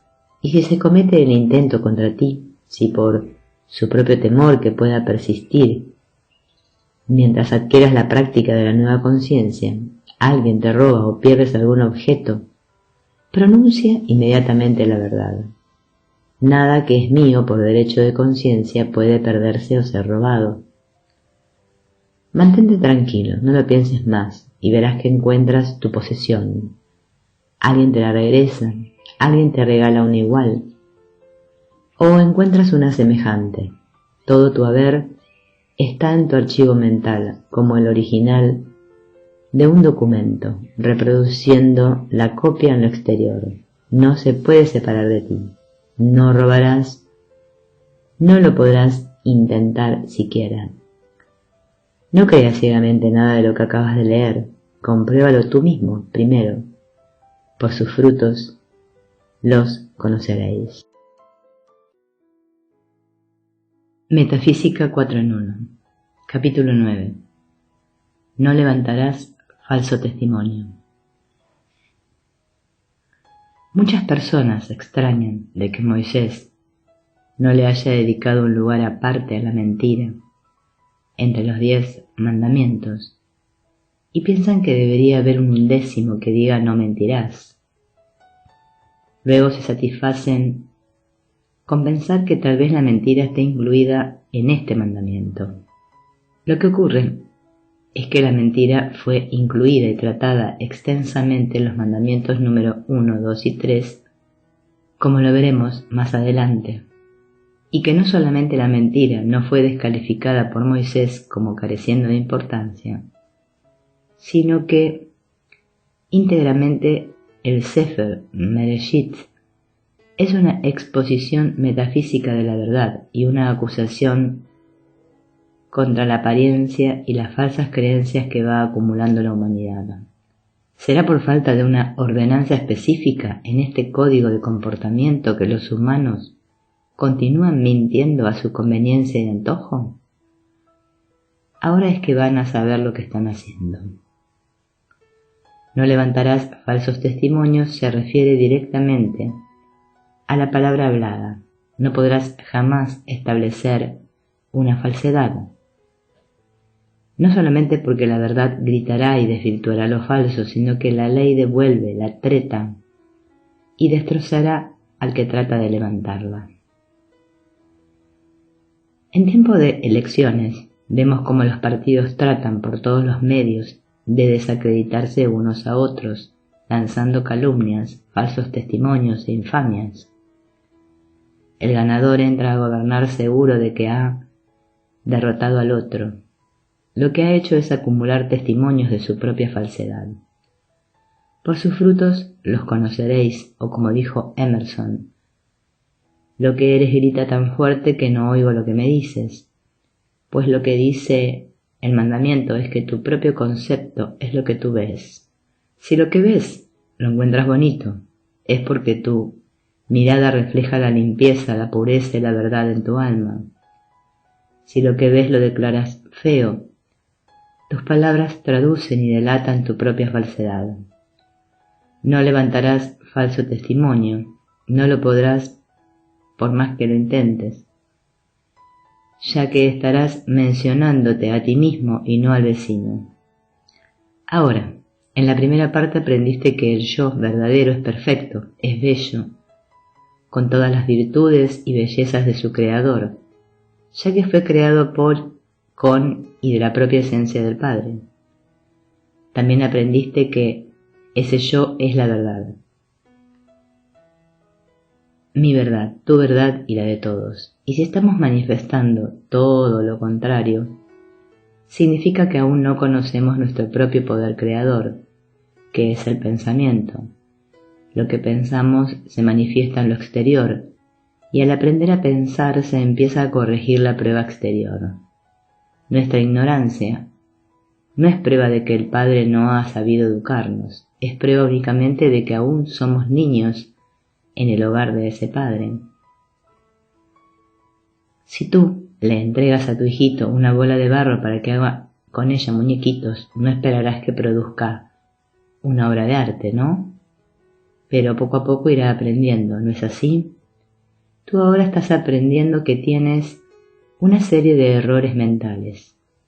Lo que te ocurre en la vida y en tu cuerpo es el resultado de una serie, o sea, que tu mundo interior y exterior son el espejo que refleja el estado de tu mente y tu alma, y que no te puede suceder nada diferente a lo que tu mente proyecta. Si lo quieres ver diferente, tienes que cambiar tus ideas y tu modo de pensar.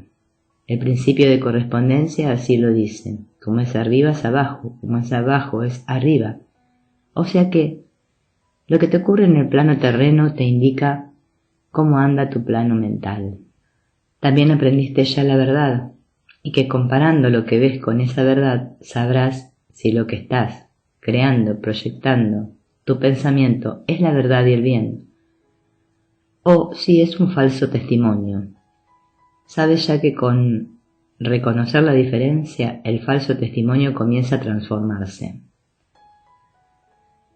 Con pensar y declarar la verdad, verás borrarse la mentira como por magia, pues no tiene ni poder ni vida propia otra que la que tu creencia y tu pensamiento le dan. Conoced la verdad y ella os hará libres, dijo Jesús. La verdad es que tu yo es perfecto como toda creación del Padre, es hijo de Dios. Si tú te consideras feo, malo, pecador, defectuoso, culpable, lo manifiestas. Pero esos son falsos testimonios y al comprenderlo, negarlo profundamente y afirmar la verdad de tu ser, comienzas a manifestarla y a ver el falso testimonio en ti y en todo lo que te ocurre y que te rodea. Ese falso testimonio, como toda mentira, se cura con la verdad. Es decir, que es falso y que no puede afectar ni atacar la verdad, por más que se intente.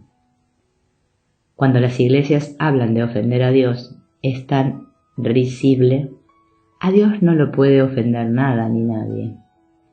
Se puede intentar, pero sin el más leve resultado. A un principio no lo puede quebrantar nada. Además, equivaldría a que el rasguño infinitesimal que es una hormiguita hace al trepar por una montaña pudiera causarle dolor a la montaña. Metafísica 4 en 1. Capítulo 10. No codiciarás. Cuando una idea se desprende de la mente divina, ya contiene en sí todo lo que pueda ser necesario para su desarrollo. No se concibe que Dios sea capaz de idear y mandárnoslo incompleto, para que nos desvanemos los sesos y nos volvamos locos buscando una solución que solo Él conoce. Eso será propio de un crucigrama hecho especialmente para matar el tiempo, pero jamás de la infinita sabiduría, amor y justicia, tratándose muy especialmente de la evolución de una vida que Él mismo ha ocasionado. El universo está basado en el orden. La armonía perfecta entre todas sus partes es comprobable a la simple vista del sol, y la tierra girando para recibir toda ella el beneficio que Él dispensa. Cuando se adquiere este conocimiento, ya jamás vuelve a faltar nada que sea necesario. Cuando a ti te sobra algo, es porque hay otro que lo está necesitando. La naturaleza detesta el vacío. El propio aire, el espacio, está pleno de átomos de todas las especies, esperando la oportunidad de formar algo en el momento oportuno. La vida vive buscando la oportunidad de animar. Este es su cometido, y ella no desperdicia una rendija favorable para introducirse. Deja tú un potecito de tierra en cualquier lugar que pueda recibir humedad, y al poco verás asomar una espiguita verde.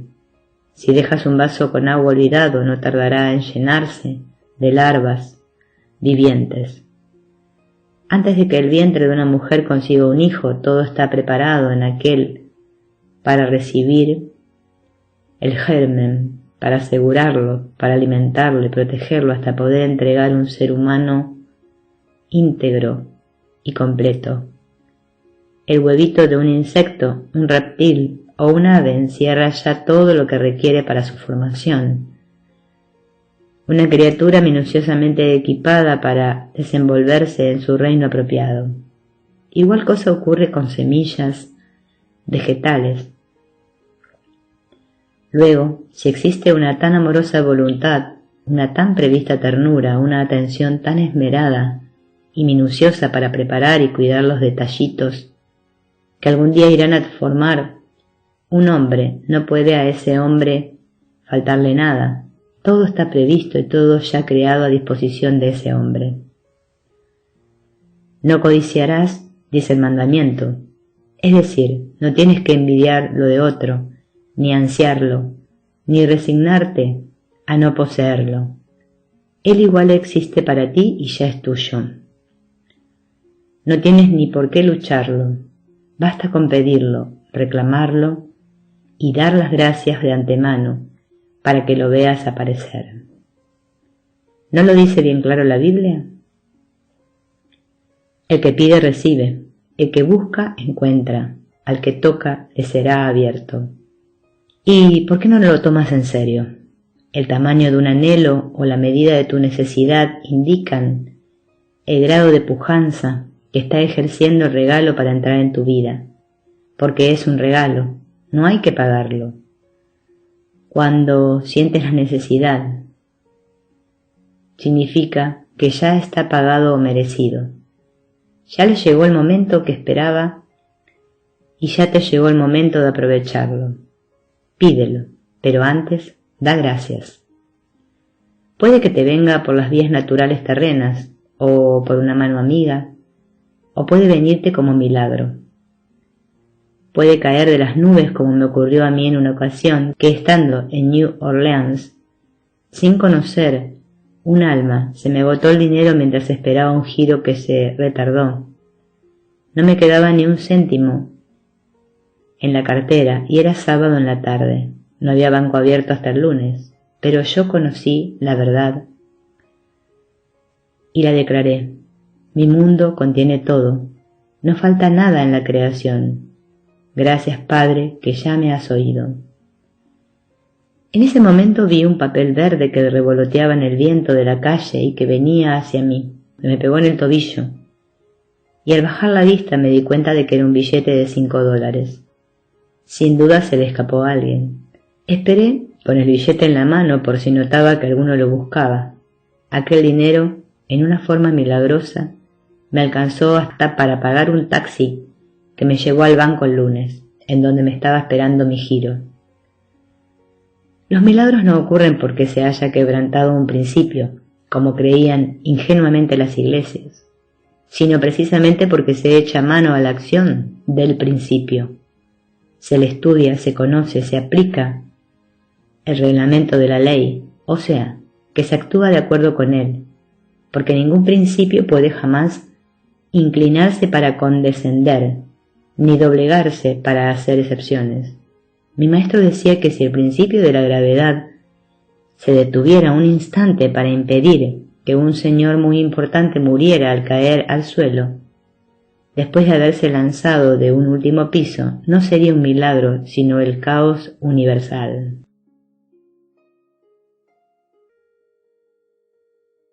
Metafísica 4 en 1.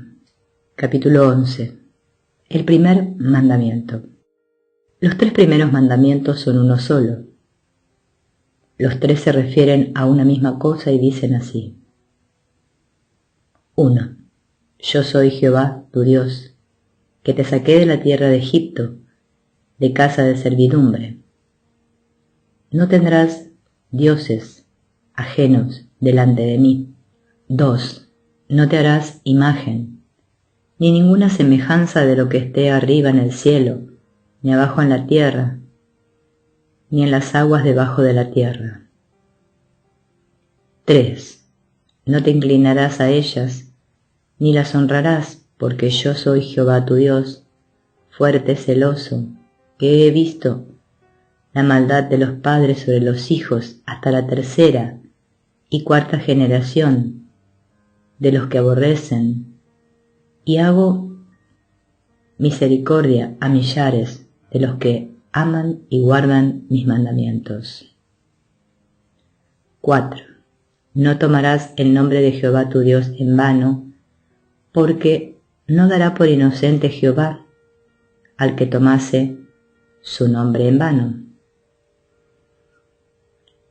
Lo primero que hay que recordar es que cuando la Biblia repite 3 veces algún punto, significa que se ha de tomar en el sentido de la letra y no simbólicamente, además de que ese sentido es el mismo en los 3 planos de conciencia: material, mental, espiritual.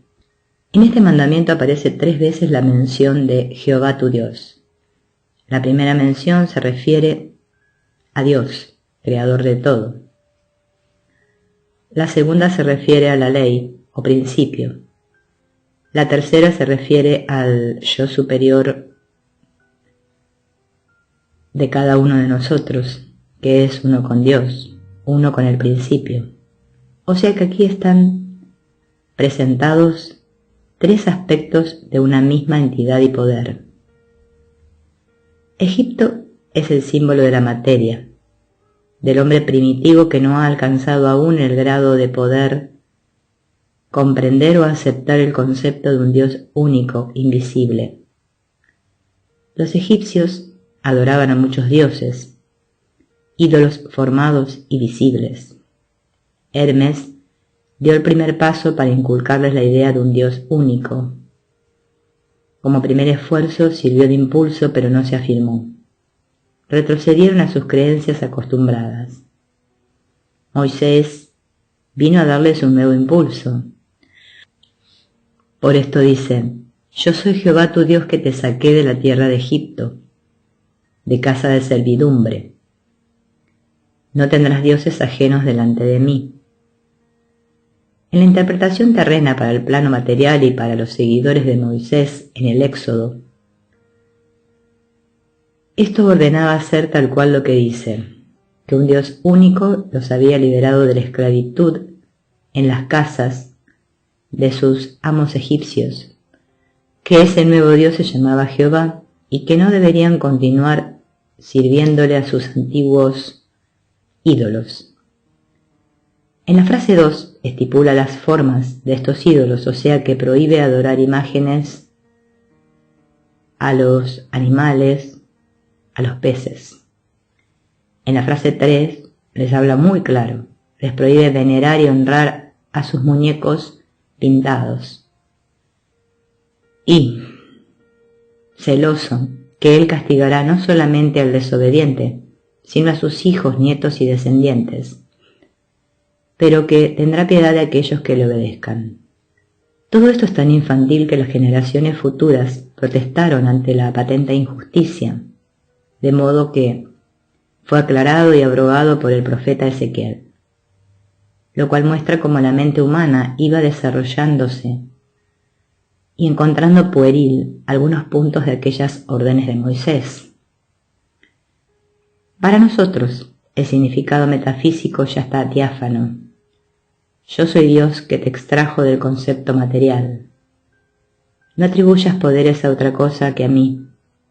No te forjes imágenes mentales. No les temas ni las respetes, ni formes tus juicios de acuerdo con lo que veas en el exterior, arriba en el cielo, ni abajo en la tierra, ni en las aguas debajo de la tierra. Porque la ley te entregará lo que ordenen tus errores, los que me aborrecen, y corregirá tus manifestaciones al tú emplear la verdad. Hago misericordia a los que me aman y cumplen mis mandamientos.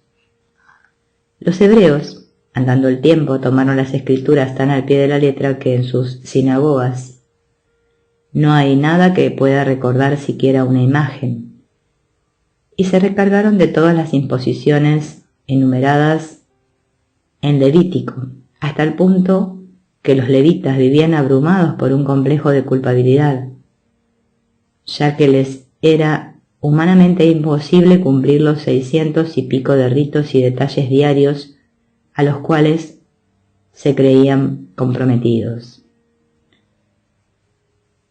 La Biblia es un tratado psicológico y metafísico, es el libro de la verdad.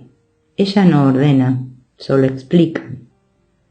Encierra una explicación y un consejo para cada una de las circunstancias de la vida, en todos los planos de conciencia.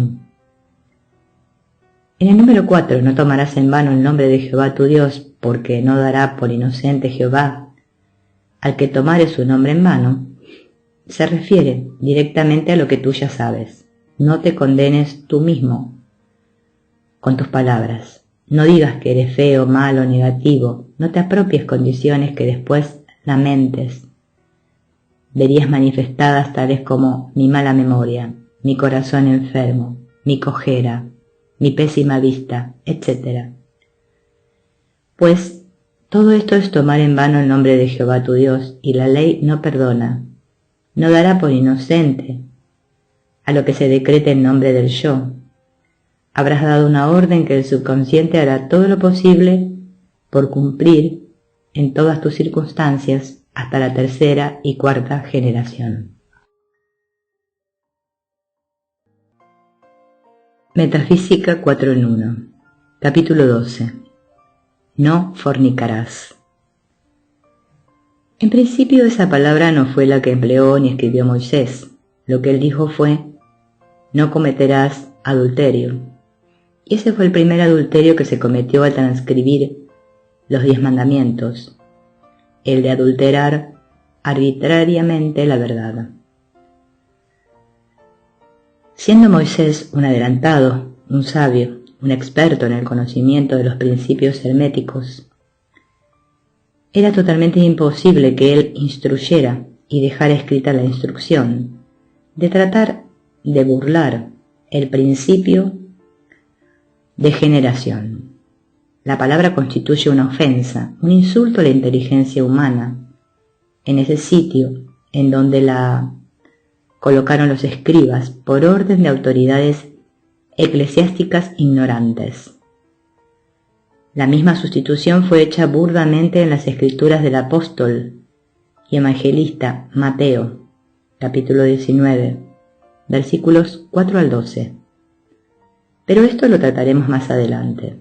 A todo conocedor de los principios, las sustituciones bíblicas le saltan a la vista. Como todos los principios, el de generación funciona de manera automática en todos los planos, y en cada plano actúa en la forma apropiada al plano. En el reino atómico, un átomo se junta con otro para dar nacimiento a un elemento, por ley de atracción, cohesión y adhesión, y estas tres son condiciones naturales del principio de generación, o sea, que forman parte integral del principio. No hubiera sido creado nada, no se produciría nada, no nacería nada, no evolucionaría nada si se pudiera destruir el principio electrónico del magnetismo, o sea, la atracción entre el positivo y el negativo. La adhesión y cohesión ocurren después de la atracción.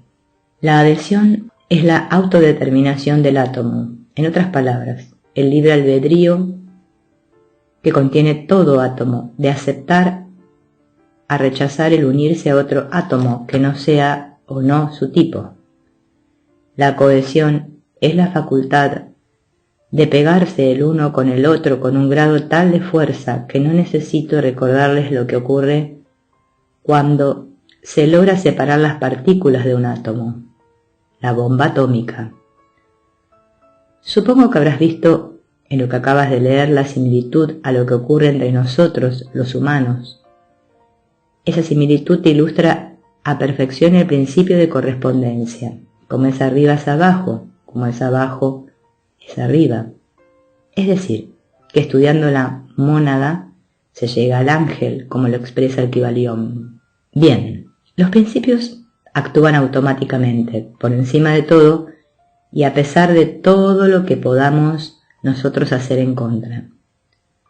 Si los átomos fueran ya seres humanos, o si ellos hablaran en palabras nuestras, llamarían a ese proceso de atracción, adhesión y cohesión fornicar.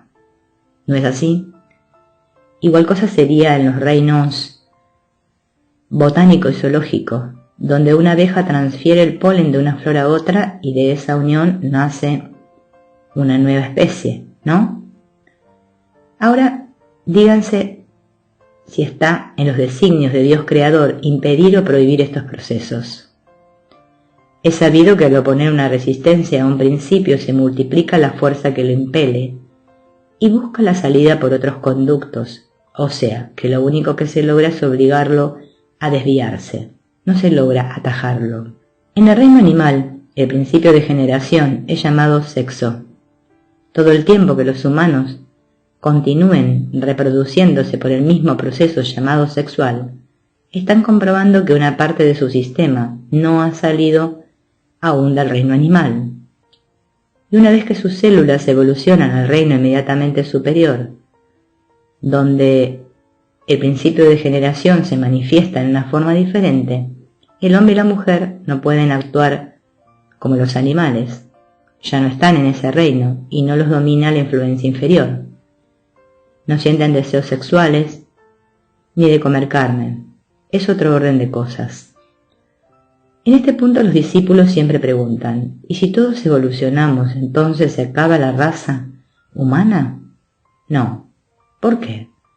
Siempre nos vienen por detrás millares de seres que tienen que pasar por el reino animal. Te gradúas tú, se gradúa tu generación, se van graduando paulatinamente todos los seres humanos, pero sí siguen llegando otros eternamente. Jesús dijo, los pobres los tendréis siempre con vosotros. Se refería no solamente a los económicamente pobres, sino también a los pobres en conocimientos, los pobres en experiencias, los pobres en evolución.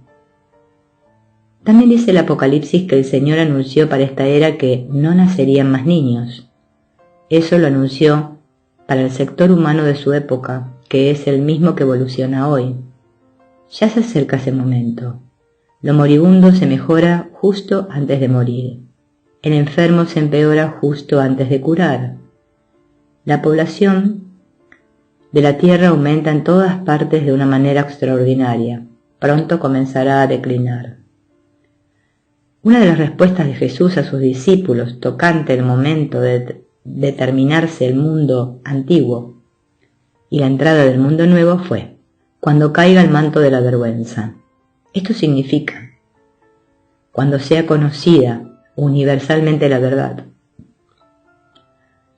de los principios que estamos aprendiendo y muy especialmente la verdad que trataron de adulterar con ese título falso de no fornicarás, fue atrayendo la atención humana y enfocándola o poniendo al mismo tiempo una prohibición o una resistencia. Precisamente defraudaron su propósito, como expusimos más arriba. El impulso del principio de generación se multiplicó y buscando su salida se desvió.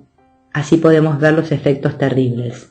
Es el mandamiento que ha sido más quebrantado, que ha ocasionado mayor número de abusos, de distorsiones mentales y de aberraciones sexuales, de males físicos, de deshonras, vergüenzas y castigos, todo por la sustitución arbitraria de una palabra.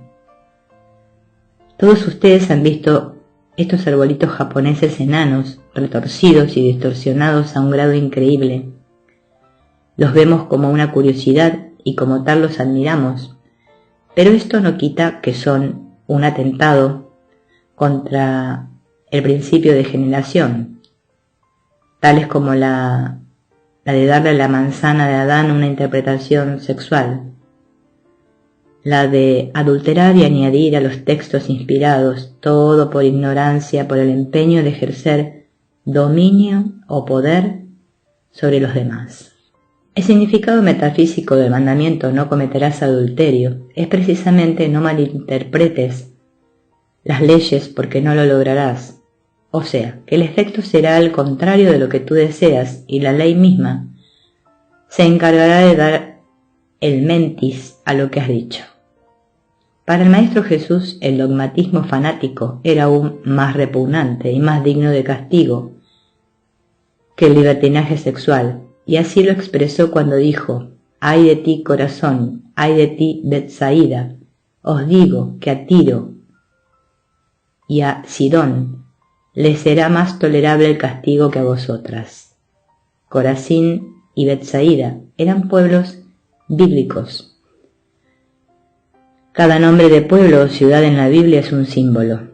Estos dos nombres simbolizan el dogmatismo y el fanatismo. Tiro y Sidón simbolizan desviaciones sexuales. De manera que él dijo textualmente que a los pecados sexuales les sería más tolerable el castigo que al dogmatismo y fanatismo los suyos. En otras palabras, que serían más duramente castigados los fanáticos religiosos que las rameras. Volviendo a la referencia que hice al comienzo de este capítulo, San Mateo capítulo 19, ver 4 al 12, voy a copiarlo completo. Entonces vinieron a él fariseos tentándole y diciéndole: ¿es lícito al hombre repudiar a su mujer por cualquier causa? Él respondiendo les dijo: ¿no habéis leído que el que los hizo al principio, varón y hembra, los hizo? Por esto el hombre dejará padre y madre y se unirá a su mujer, y los dos serán una sola carne. Así que ya no son más dos, sino una sola carne. Por lo tanto, lo que Dios juntó, no lo separe el hombre. Le dijeron: ¿por qué? Pues mandó Moisés dar carta de divorcio y repudiarla. Y él les dijo: por la dureza de vuestro corazón, Moisés os permitió repudiar a vuestras mujeres, mas al principio no fue así. Y os digo que cualquiera que repudia a su mujer y se casa con otra, adultera, y el que se casa con la repudiada, adultera. Los escribas eclesiásticos insertaron la cláusula salvo por causa de fornicación, por su propia cuenta y riesgo. Tenían que meter de cualquier modo la palabrita, y les resultó sin sentido, andando el tiempo y a la luz de las enseñanzas superiores. Les dijeron sus discípulos: si así es la condición del hombre con su mujer, no conviene casarse. Entonces él les dijo: no todos son capaces de recibir esto, sino aquellos a quienes es dado. Pues hay eunucos que nacieron así del vientre de su madre, y hay eunucos que son hechos eunucos por los hombres. Y hay eunucos que asimismo se hacen eunucos por causa del reino de los cielos. El que sea capaz de recibir esto, que lo reciba. Si ustedes son capaces de recibirlo, habrán visto expuesto el principio de generación hasta el momento de mencionar a Moisés. La explicación original fue, sin duda alguna, más larga y detallada, ya que los discípulos comprendieron y dieron el comentario: si así es la condición del hombre con su mujer, no conviene casarse. O lo que es lo mismo, no hay para qué casarse si desde el principio fueron hechos unos. O sea que cuando el polo positivo y el negativo se juntan, no hay quien los separe. Cada célula que sale del seno de Dios es mitad positiva y mitad negativa. O sea que en el lenguaje de los humanos y en el plano humano, la célula primitiva o el átomo original es femenino y masculino. Al poco tiempo de estar evolucionando, se separan los dos sexos y continúan evolucionando cada uno por su lado hasta el encuentro definitivo, al final de los 14.000 años que se necesitan para adquirir la conciencia espiritual. Estos dos sexos son entidades separadas, independientes, destinadas a formar pareja algún día. Sin embargo, los hay que no desean separarse. Estos son los que Jesús llamó eunucos por causa del reino de los cielos.